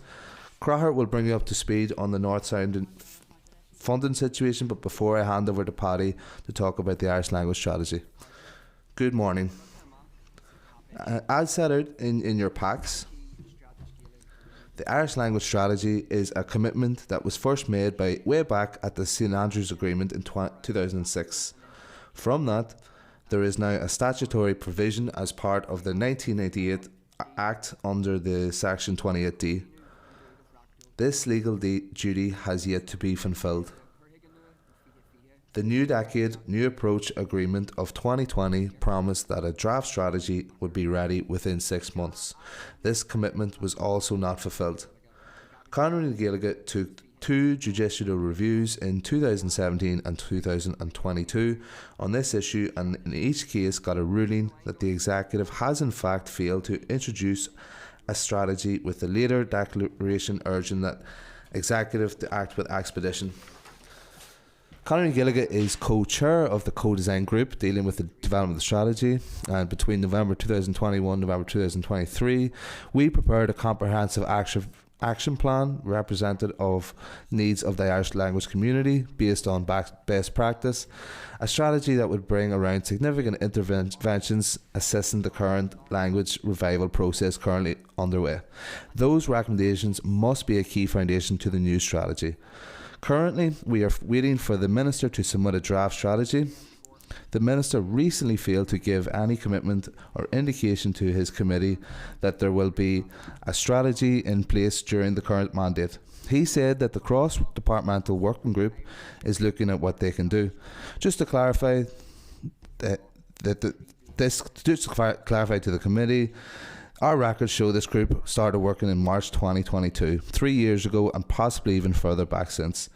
If you look at a section 41 from a question from yourself, Chair, the Minister claimed that the detailed timing for this work is to a large degree outside of Department's control. We simply do not accept that.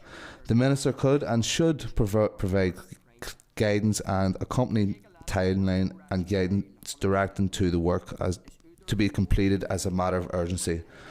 Whilst we continue to converse with representatives from the Department, it's very disappointing the Minister himself will not meet us.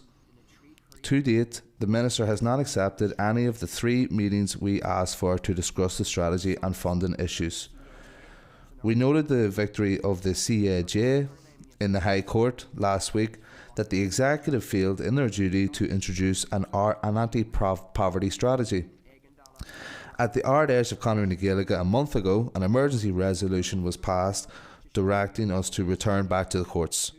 We today notify the committee that we intend to start a new legal progress to undertake our 3rd judicial review against the Executive's failure to introduce an Irish language strategy after almost 20 years. My colleague Crahar Moody will now say a few words on the funding crisis. Morning. There are important funding issues that we want to discuss today, especially as they relate to the North-South funding difficulties in the sector with Forest na Gaeilge and with the Department. Forest na Gaeilge is now operating with less funding than it had in 2003, and when you include inflation, this is actually a 45% real-time cut. Forest na Gaeilge announced at the end of January significant cuts to the tune of €820,000. Irish language groups from all over this island went on strike a fortnight ago, protesting against the lack of funding available to Forest na Gaeilge. These groups are all under huge pressure, some of them on their last legs. This is an emergency, a crisis, but there is an elephant in the room. The money is there and it is available. I assure you, in spite of what the Ministers claim, the crisis is much deeper than what pension matters. We are of the opinion that Forest na Gaeilge's funding model is broken and urgently is amended and changed. This was recognised at the North-South Ministerial Council meeting in September last year, and an agreement was agreed which would provide flexibility for any of the 2 governments to put additional money towards the cross-border organisation, in addition to the existing baseline which sees 75% as funding come from the South and 25% from the North. We understand that this agreement was accepted in the South, but in the North, when the previous Finance Minister put forward the paper, the Deputy First Minister blocked it from the Executive's agenda 6 times. This is a huge disappointment. When there is significant additional money available from the Irish Government, free of charge to the Government here, and it would solve a lot of our funding problems to the community groups, you will find more detail on this issue in your packs. In conclusion, these are our official requests that we propose today. That this community continues to seek a clear and reasonable timescale for the completion of the final stages of the strategy co-design process, that representative members of the co-design group for the Irish language strategy would be invited before the committee to present priorities and concerns of that body, and we ask you to urgently press the Office of First Minister and Deputy First Minister to amend the funding mechanism for Forest na Gaeilge or find another way to resolve the current funding crisis outside of Forest na Gaeilge. Thank you very much. Thank you for that. And there will be a lot to discuss there. Firstly, given that the Northern Ireland Act 1998 legally requires the adoption of an Irish language strategy, and 2 High Court rulings, 2017 and 2022, found, and maybe even another one coming up, found that the executive is in breach of this duty, what specific barriers, political or even on the administrative side, do you believe are preventing progress, and what steps should be taken to resolve that? Thank you very much for that, Colm. And we will continue answering your questions. Even if you ask a question in English, we'll continue in Irish. As you say, Colm, this is a legal commitment in the 1998 Act to bring in the strategy. We cannot escape from that. It is a fact. It is also a fact, as we sit here, that there is no strategy. When we look back at the road we have travelled, this co-design process began back in 2020. Now, no strategy should take 5 years. At this point, we should be 4 or 5 years into the life cycle of that strategy. But we aren't even at the point of having a draft strategy. That is a complete and utter failure. When we look back at the timescales that were given for other strategies, I'm talking about social inclusion strategies, it was said at that time that it would take 14 months to develop those strategies from start to finish. We are now talking about 5 years here. So we don't understand the delay. Conor na Gaeilge and myself have been working along with the co-design group for 4 years on this from October 2020. Our work here is done. The Minister is now saying that the cross-departmental working group is working on this. They started in March 2022. We do not understand why is nobody in the department or the Minister happy to say to us, this will take 3 months, this piece will take some months, we will be finished in such a time. And when we look at the CAJ ruling that they got a few days ago, I would like to read this out, because this is going to be the basis of our third judicial review that Conor na Gaeilge will lodge. Here's what the judge said, Justice Humphreys last said about the anti-poverty strategy. Conclusion is that the Executive Committee is in breach of Section 28E, duty to adopt an anti-poverty strategy. He stressed the need for the current administration to act with alacrity when there have been egregious failings on the part of previous incarnations. The focus must be on outcome rather than means. And the unfortunate position is that there is in existence no adopted strategy. If we take a new case, we will win. Thank you very much. And one other question from myself, and then I will move to the other members. The expert advisory panel of the Council of Europe has repeatedly called for urgent action on the Irish Language Strategy and the full implementation of the Identity and Language Act 2022. What mechanisms should be introduced to ensure greater accountability and compliance with international commitments? Thank you, Chairperson. And so I think in September last year, we did send out COMEX's report and shared it with the committee. And among the urgent recommendations they had was the implementation of the legislation and the bringing in of an Irish language strategy. As Cushla said, this was. We are very happy to see that the Commissioner process is beginning finally, something that was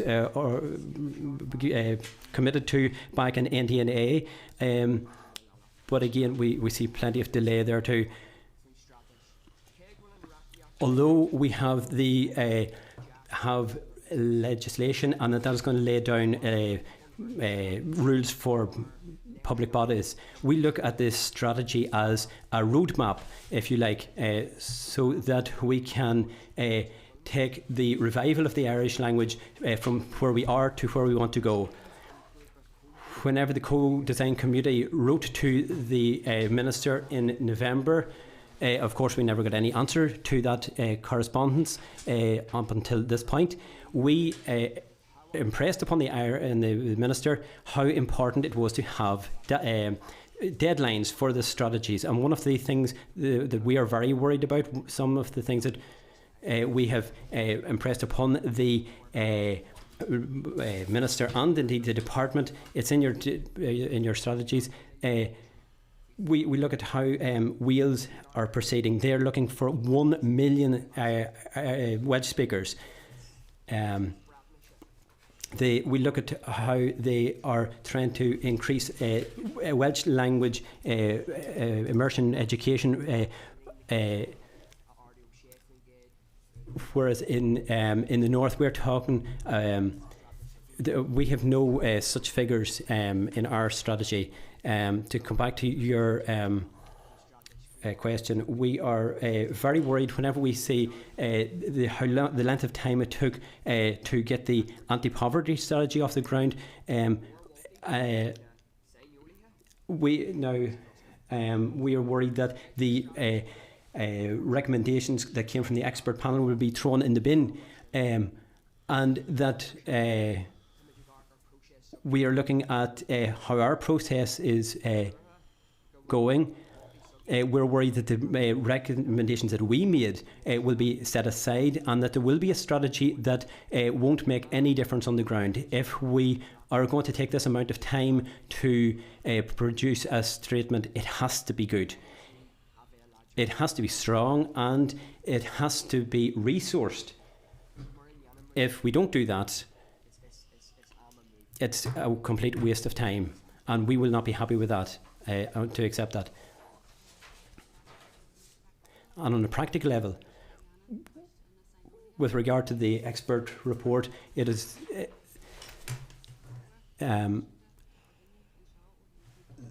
that every year whenever we look at the COMEX report, it's one of the most important documents we have, and we see that year on year the British government have failed to provide figures for their responsibility towards the Irish language.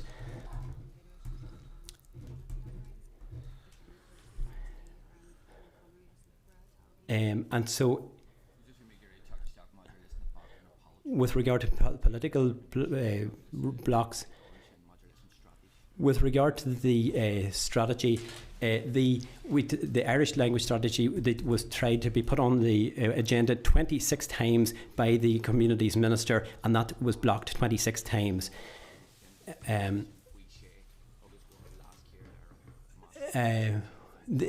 again, we see our Deputy First Minister hoping to block plans to change the financing structures of Forras na Gaeilge. It is very clear to us where the political blockage is for the Irish language. So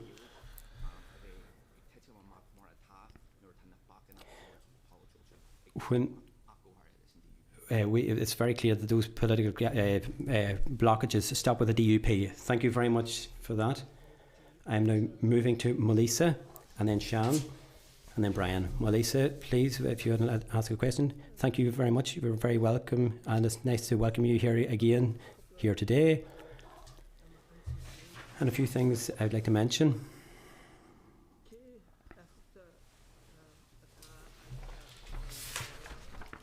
What effect is the Minister's failure to deliver the long-term promised Irish language strategy having on your abilities as an organisation to develop language in the North? So the buck stops with the executive, but the basic commitments really fall to the DFC. So the duty is devolved from the executive to DFC. 5 years on from the latest commitment was given on this matter, we don't think it is satisfactory that we don't have a strategy. We don't think it's satisfactory that we don't even have a draft strategy. That draft strategy then has to go to the executive, has to go for public consultations. There would be questions about costing. But as I said here before, Melissa, our work here is done.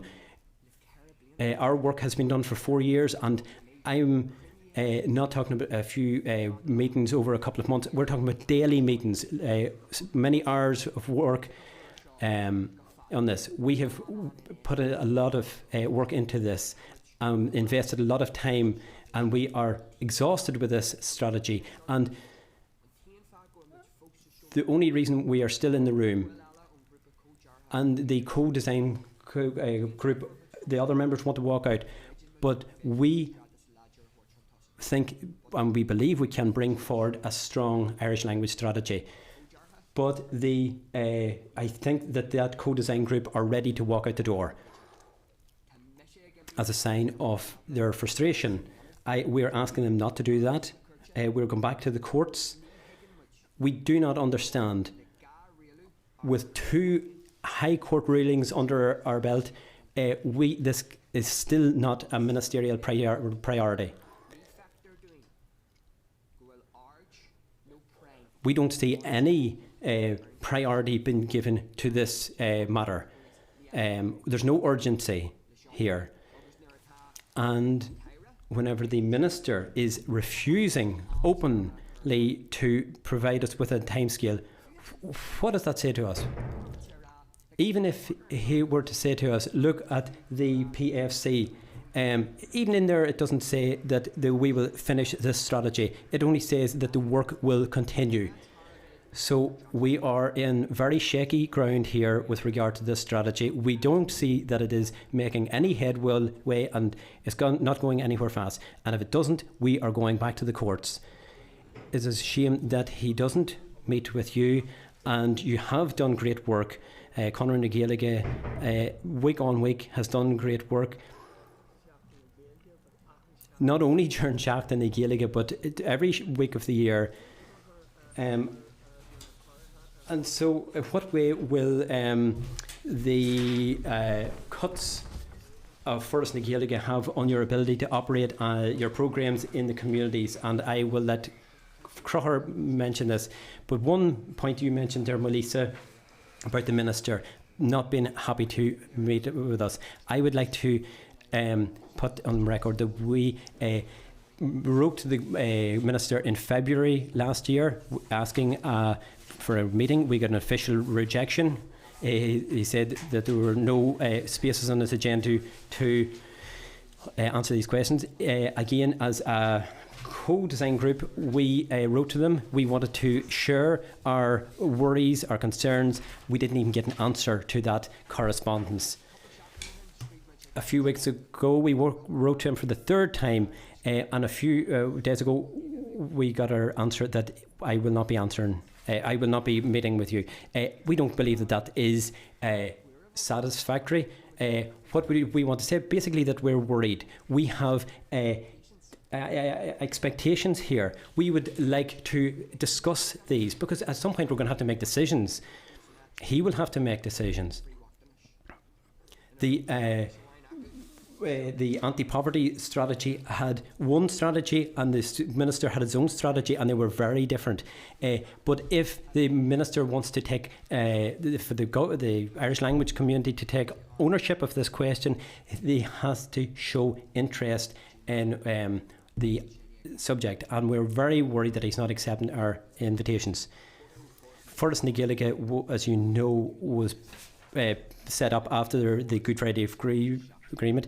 They had 17.16 million of a budget back then. They now have 16.9 million, so they have less money now than they had 20 years ago. The monies that go from Forras na Gaeilge to groups has actually dropped by 45% over 20 years. Now, I don't see any other sector where we have a 45% drop is accepted. Whenever you speak to community groups, these are groups that operate through Irish. They stopped summer schemes and schemes for youth. These are the same groups who work and operate through Irish. They are now taking the decision whether they either turn on lights, turn on heat, or cut down on their service, because this is very difficult. Because the demand for the Irish language is increasing. We see people, because of the likes of NECAP, wanting to learn Irish, but at the same time these groups are having to make a decision to reduce their budgets and to make cuts. So it's incredible that at one level there is a flourish in Irish language, people are enjoying it, but on the other level people are having to make decisions, very difficult decisions about heating, whether to pay people's wages, and that has been the way over a 20-year period. A 20-year period when we did not see proper funding of these groups. So whenever you have a group that has now got less money than it had 20 years ago, you have to ask the question, what's going wrong here? From day to day, the money is simply not coming in. And I am a chairperson of Glóin Mona, which provides services for children with SEN. And again, we have to make cuts to those services. Thank you for that. Shan, if you'd like to ask a question. Thank you, Chair. Chair, and I did not realise at the start my son attends a Common Oiga that is funded by Forest na Gaeilge, so I just wanted to put that on record. Agus gar mai agah, go léir as. Thank you very much for being here today. I apologise. I will not be able to speak Irish like Melissa and Colm, but I am learning. That I just wanted to ask, I suppose very, very similar to the presentation that we received before around the time and hours involved in the co-design. You've mentioned, Paddy, there about how often you were meeting on an almost daily basis. I think it would be useful to put a figure on that if we can, whether that's around just the, I suppose, the hours of meetings and looking at a living wage rate to understand just how much of your resources have been put into this co-design process.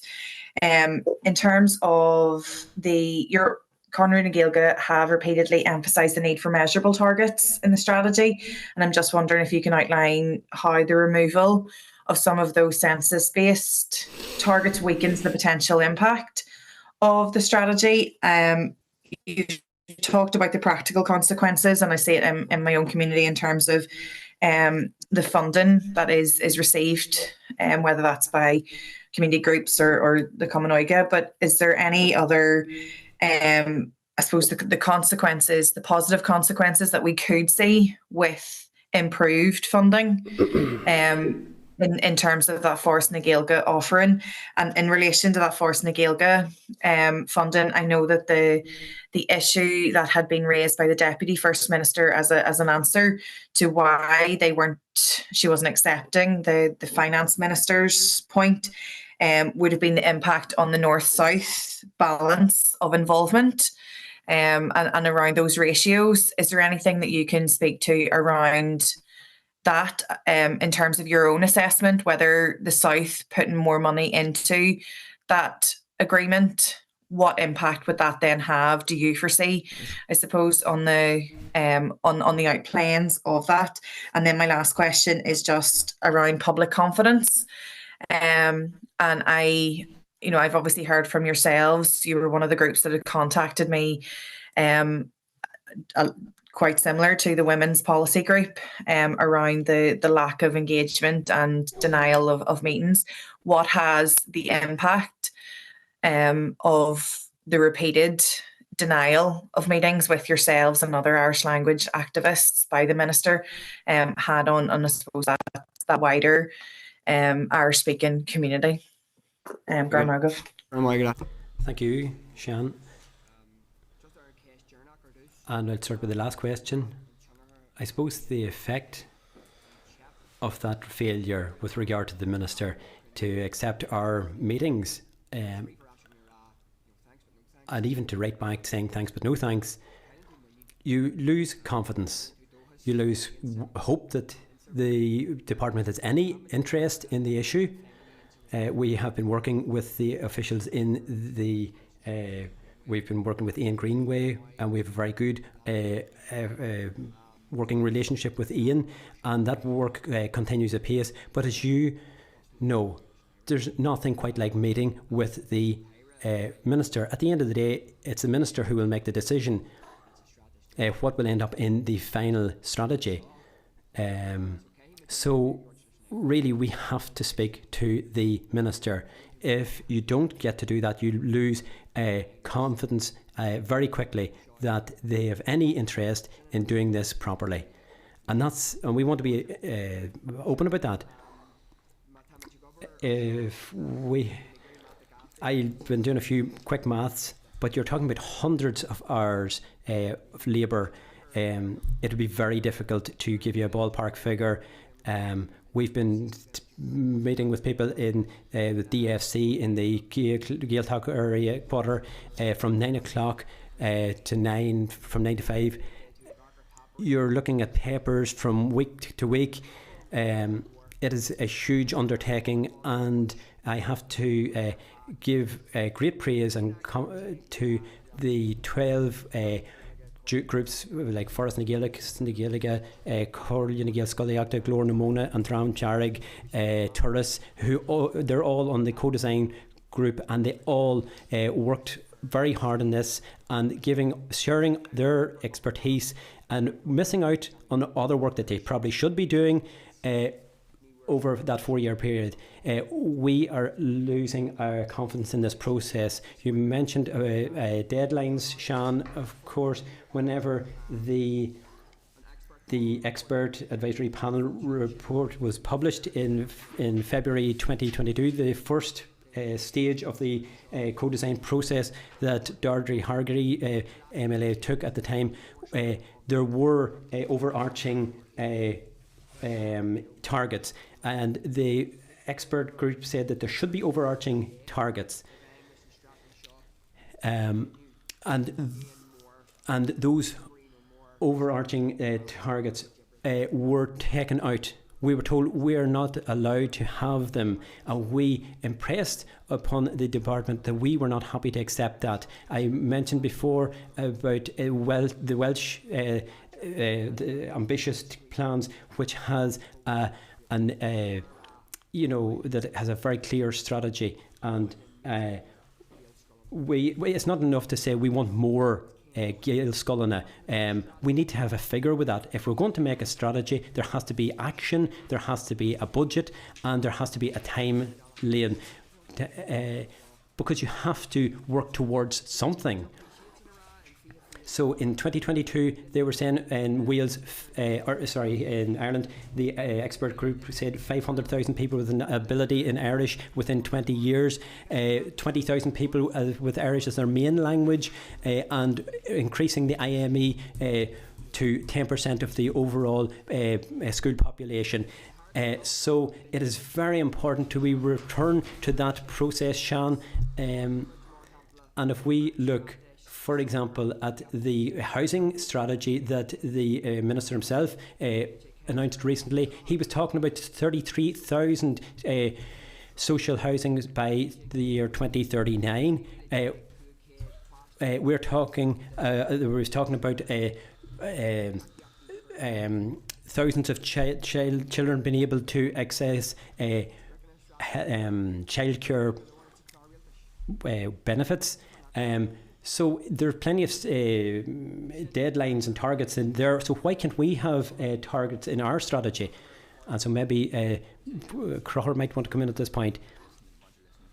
And with regard to the Irons, one of the biggest things that we have worked on in many years was this strategy. Whenever Paddy talks about hundreds of our man hours, we have spent hundreds of hours We're passionate about Irish. We're happy to do that. We're happy to be part of that work. But the minister can't take an hour to discuss these issues with us. So the work that we have put in, I've put in all that work, and still the minister can't afford us that time.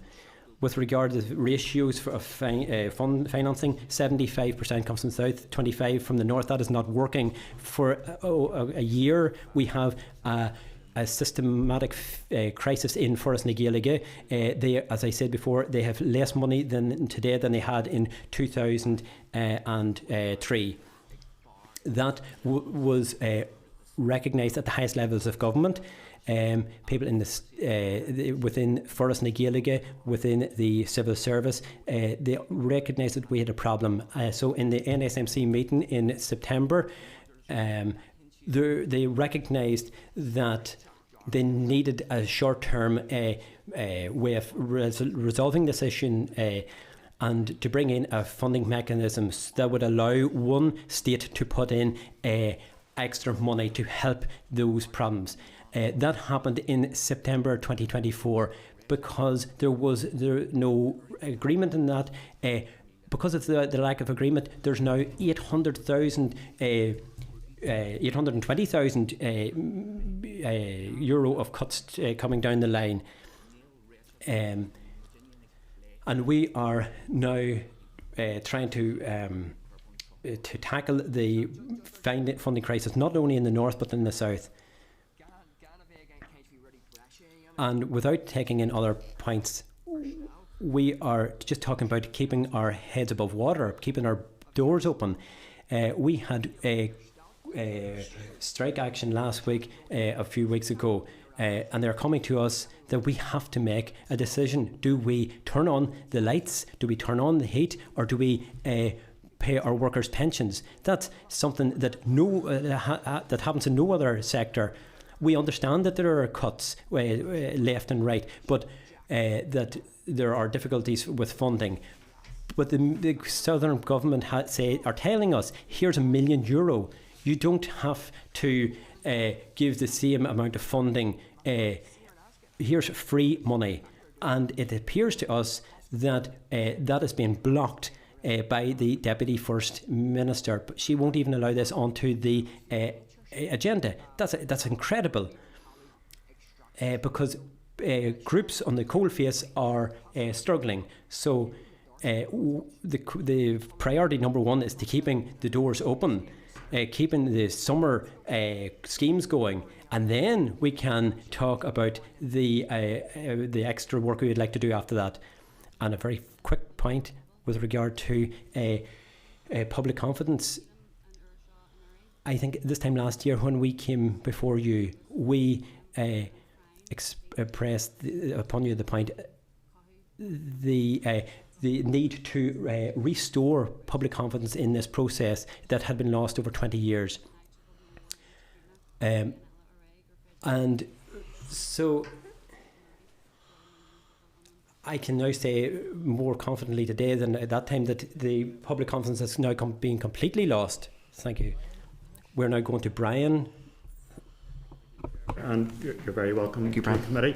I want to ask you about one of the aims on page 2 of your document, and thank you for it, to increase the visibility of the Irish language on road and street signs.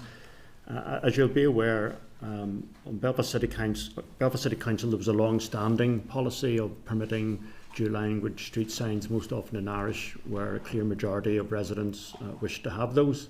However, that policy was changed a few years ago by Nationalist Party and the Alliance Party to reduce the threshold down to just 15%.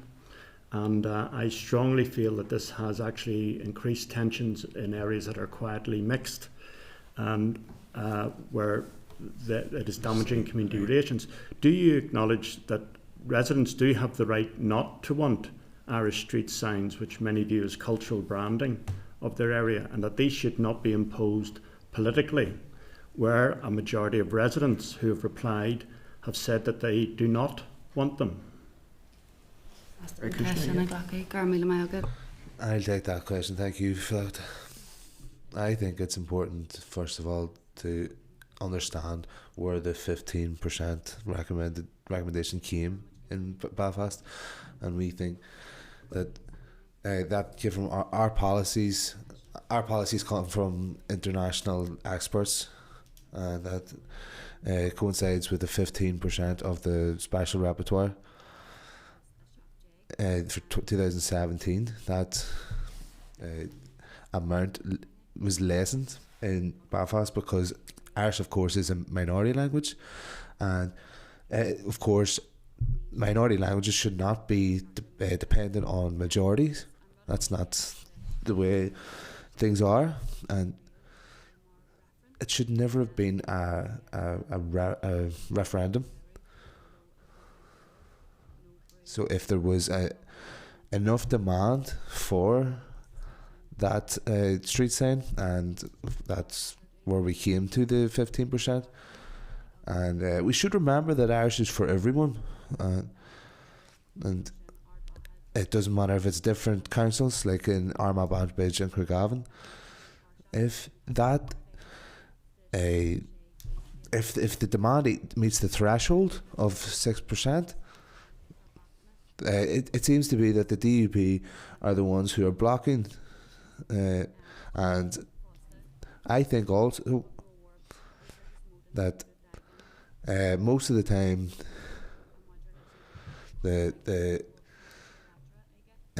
what we see with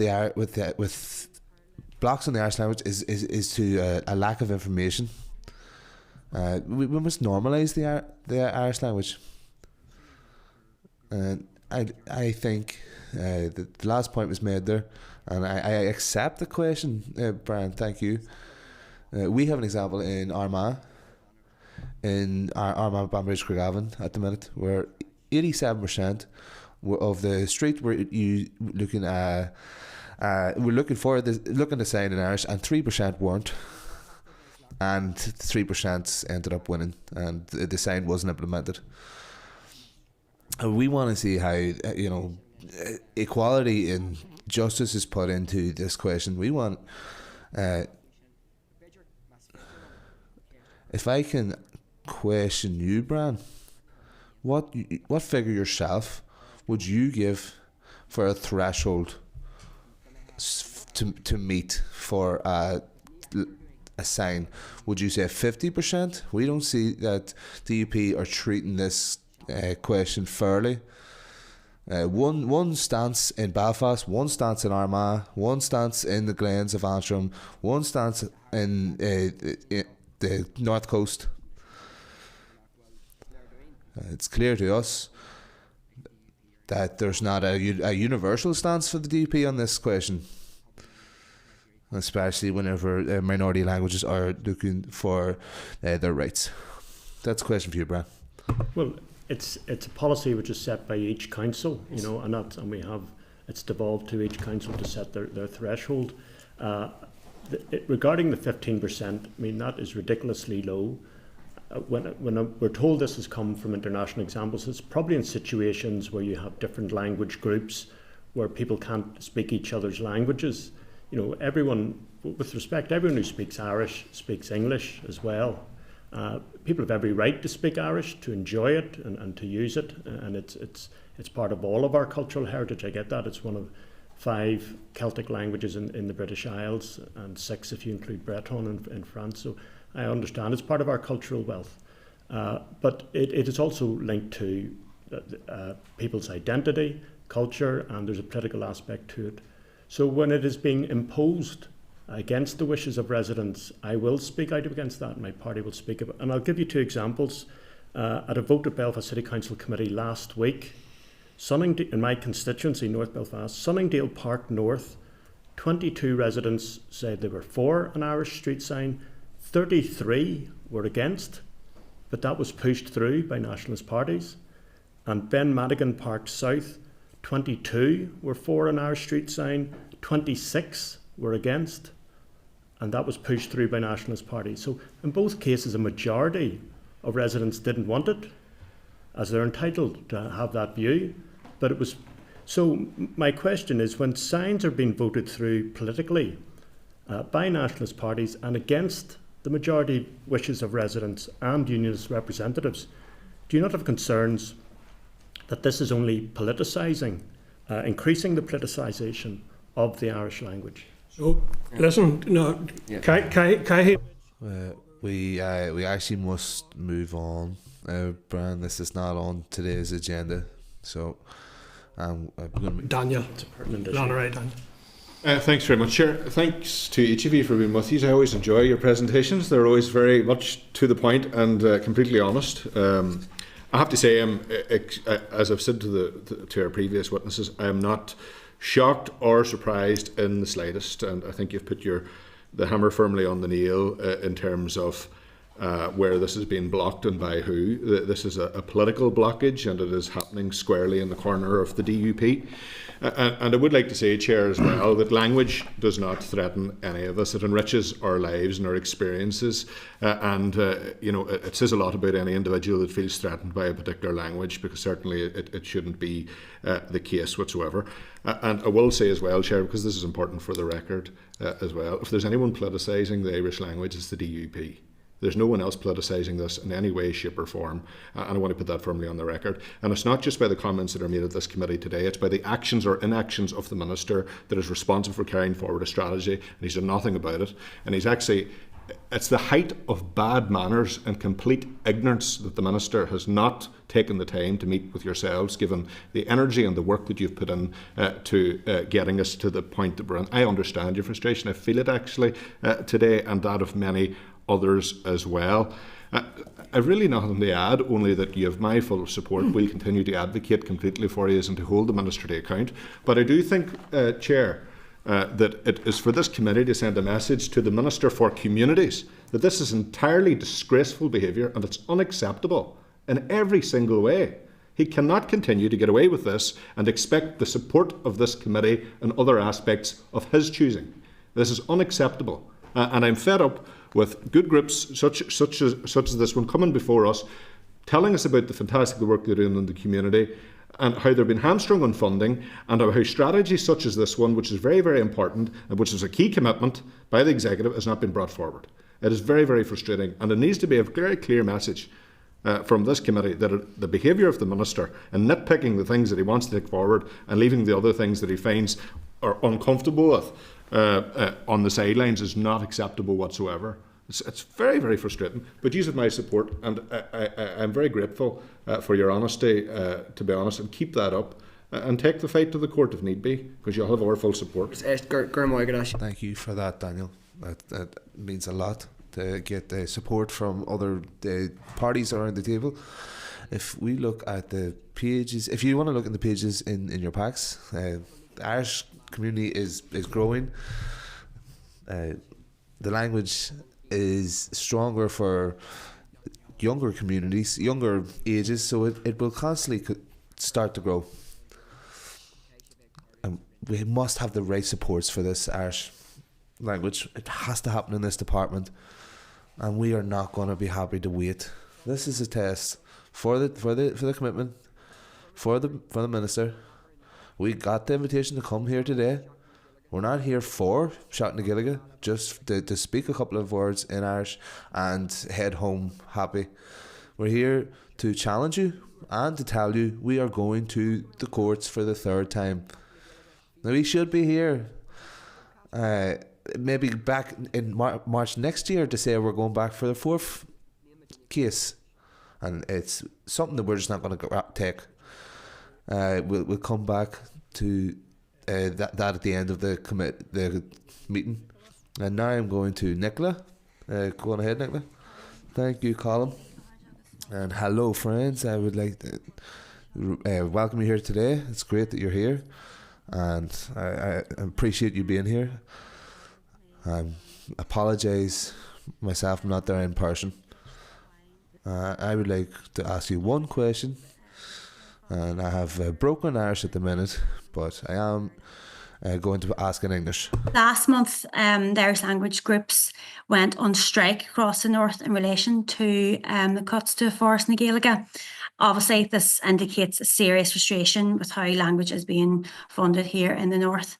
So I just wonder if the funding isn't resolved, what do you see as the next steps for the Irish language groups? And is there any indication of legal action being taken forward, or is that being considered at the minute? Thank you for that, Nicola. We were on strike 2 weeks ago. That was the first strike ever in the Irish language community. And I think we were all frustrated.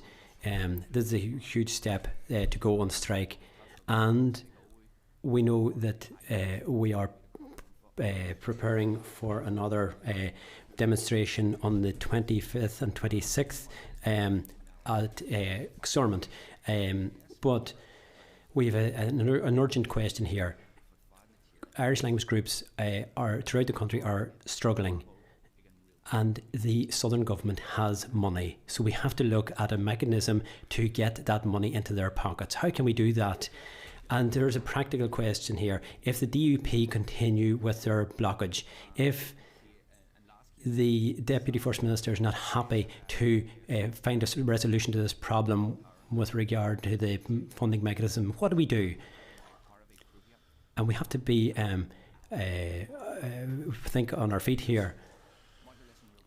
With regard to the Southern government, they have plenty of money, and can we look at other mechanisms for them to fund directly Irish language groups instead of going through Forras na Gaeilge?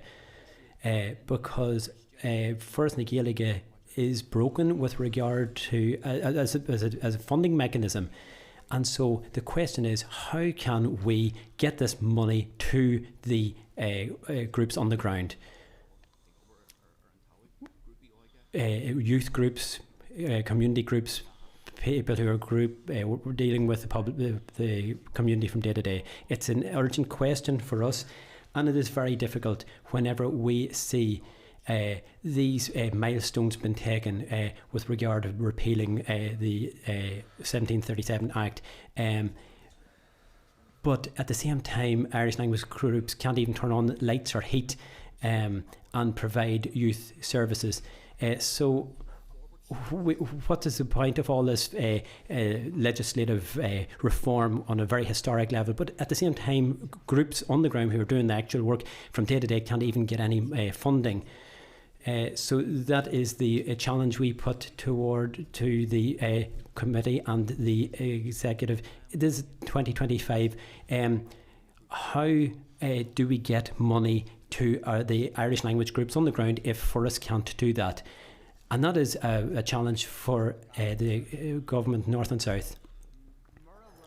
And Nicola, if the executive does not come up with a solution, if the OFM, DFM doesn't come up with a resolution, and if the Deputy First Minister doesn't allow this onto the agenda, we have to look at a resolution outside of Forras na Gaeilge.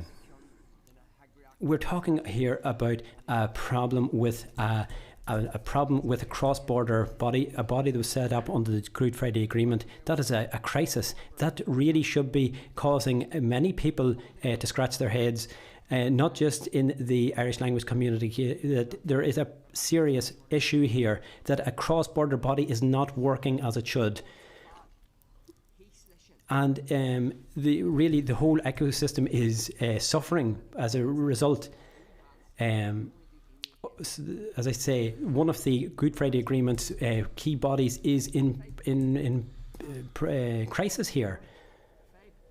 We have an institutional problem here, and we have a North and South, and the government in the South are looking at this. The Taoiseach is looking at this, but we don't see that the executive is looking at this. Whenever you can't even put the paper on the executive agenda. Thank you. And we don't have very much time left.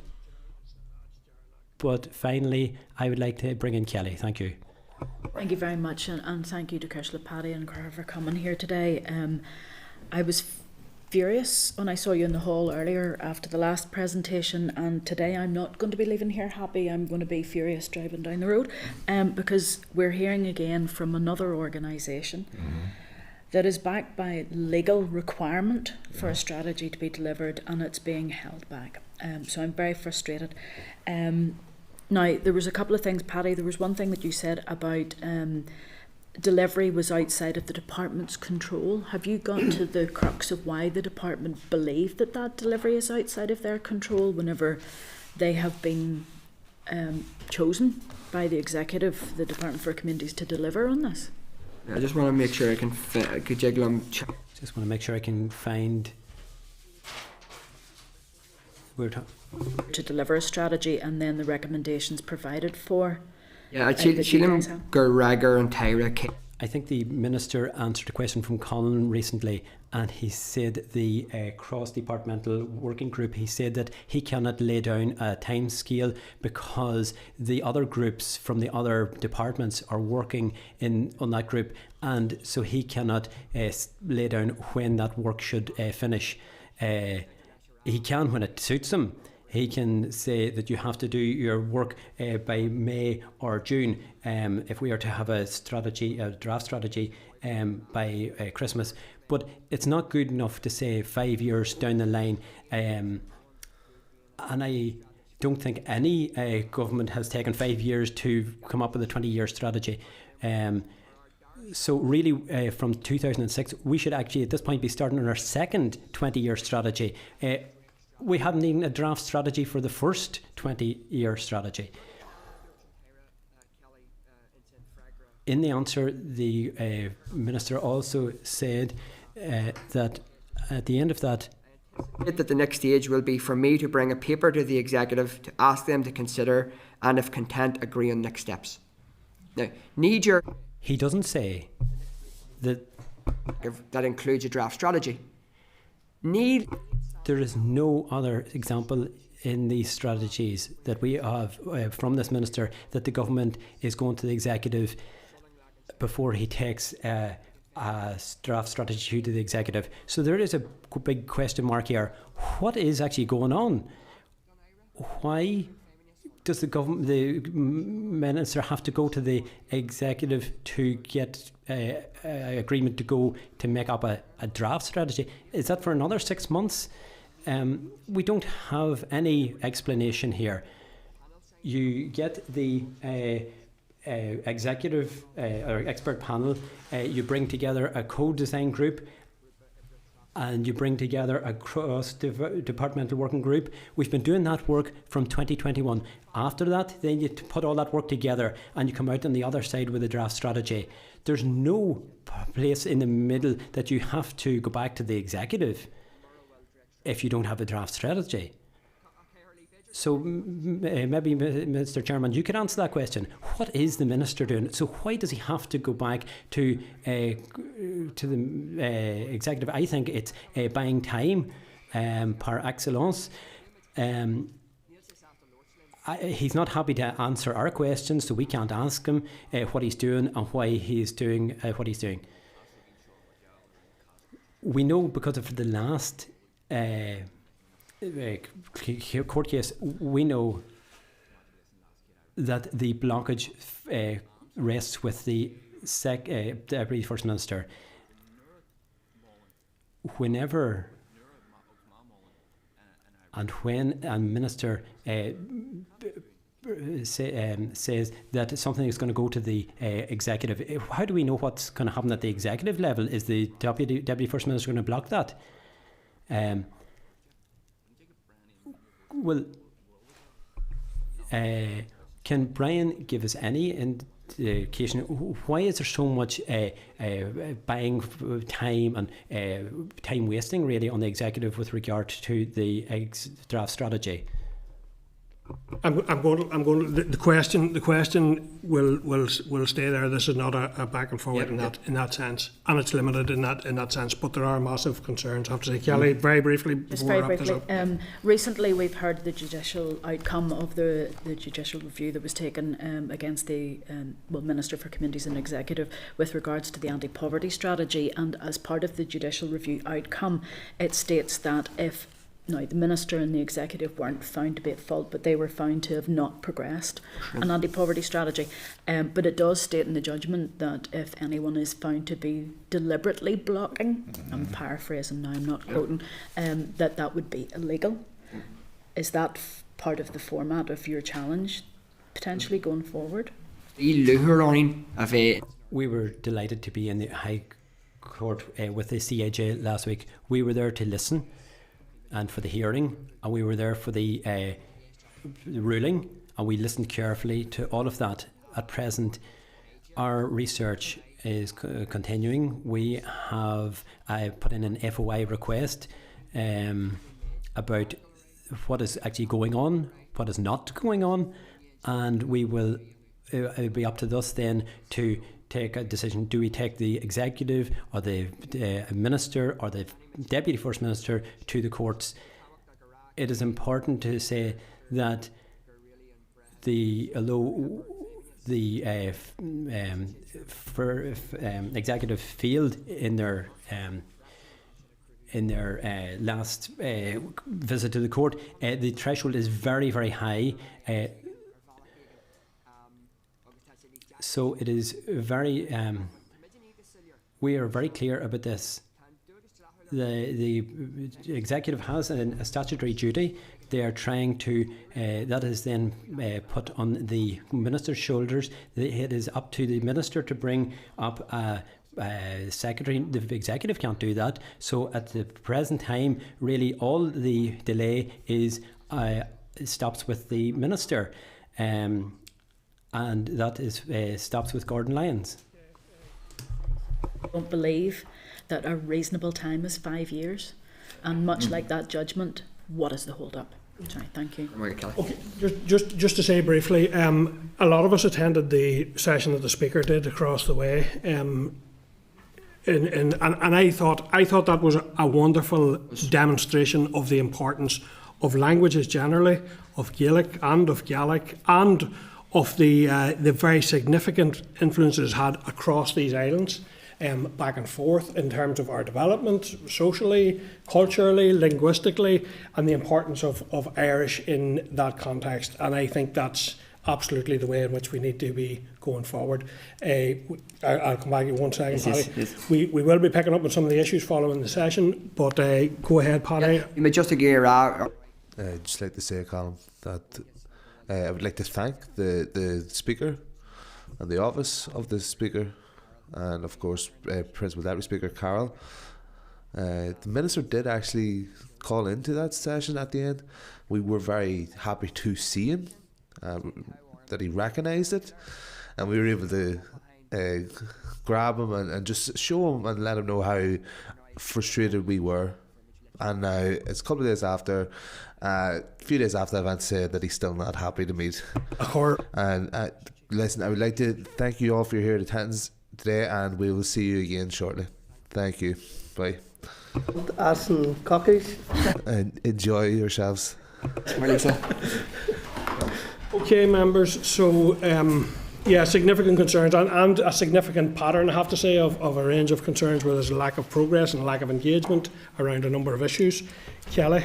Can we perhaps write to the Executive to ask them if there's been a delay, irrespective of who's blocking it from the agenda, if this was economy, if this was money that was available to develop tourism or to develop manufacturing or to develop anything like that, then we would be shouting from the rooftops to try and do anything to make sure that money was available. So I'm just wondering why the Executive 6 times I thought there was a rule about after 3 it would appear on the agenda. What's the issue with that? Is there an issue with the North-South Ministerial Council, or why is the funding mechanism for Forest na Gaeilge not being put onto the Executive agenda? They may say it's none of your business because the Executive is confidential, but I just would like that on the record, please. Yep, members content.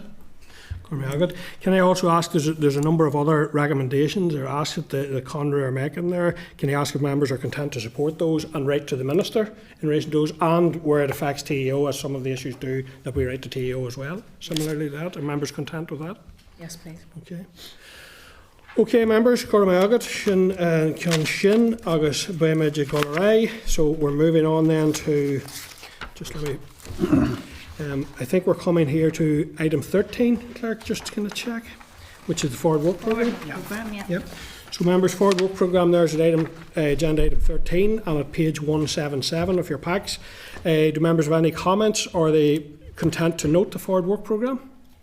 Can I just ask, obviously we didn't get our briefing today from the Heritage, Cultural and Creative Policies. We're aware that the commissioners for the languages and so on is going forward. It would be very useful if we could get these guys back as soon as possible, because the other meetings that are coming up in advance of Easter, you know, there's quite big pieces coming forward then. It would be... Yeah. Is it going to be difficult to do that? No, well, the rescheduled briefing is coming up, but it doesn't include languages specifically. 2 weeks. We're looking at 2 weeks to reschedule that briefing. Okay. In terms of languages, do we need to consider scheduling? There are 2 other briefings that day, so it would still fit. There's one from the Civic Initiative and Housing, and there's the anti-poverty. It's just if they're not able to make it to this committee very often, we need to make most use of the time when they're here. Maybe we can add that to them. Yeah, members content? We do that, yeah. Okay, members otherwise content with Forward Work Programme? Agenda item 14, any other business? And will Ian Grow Ella, any other business members today? Yep, Gormagat. And final item then is, but before I just go to date, time and location, I want to very much extend our appreciation to the clerk and the team for the work in general, but I have to say today's meeting has been extremely challenging in relation to that last minute cancellation of that session, and then all of the work that was required. And I also want to extend our thanks to the groups who changed their timings to facilitate that, but the clerk and our team. Hansard as well. Yeah, and also Hansard and the translation team there in terms of their assistance with the session today. I want to thank them as well. Okay, members, so date, time and location of next meeting will be 10 a.m. on Thursday, 20th of March in room 29, and I wish everybody a happy St. Patrick's Day and a nice break. With one Monday we'll not have to... welcome break. Yeah. So, thank you, members. Gormela Mayagav, agus Slanga Foyle. Thank you.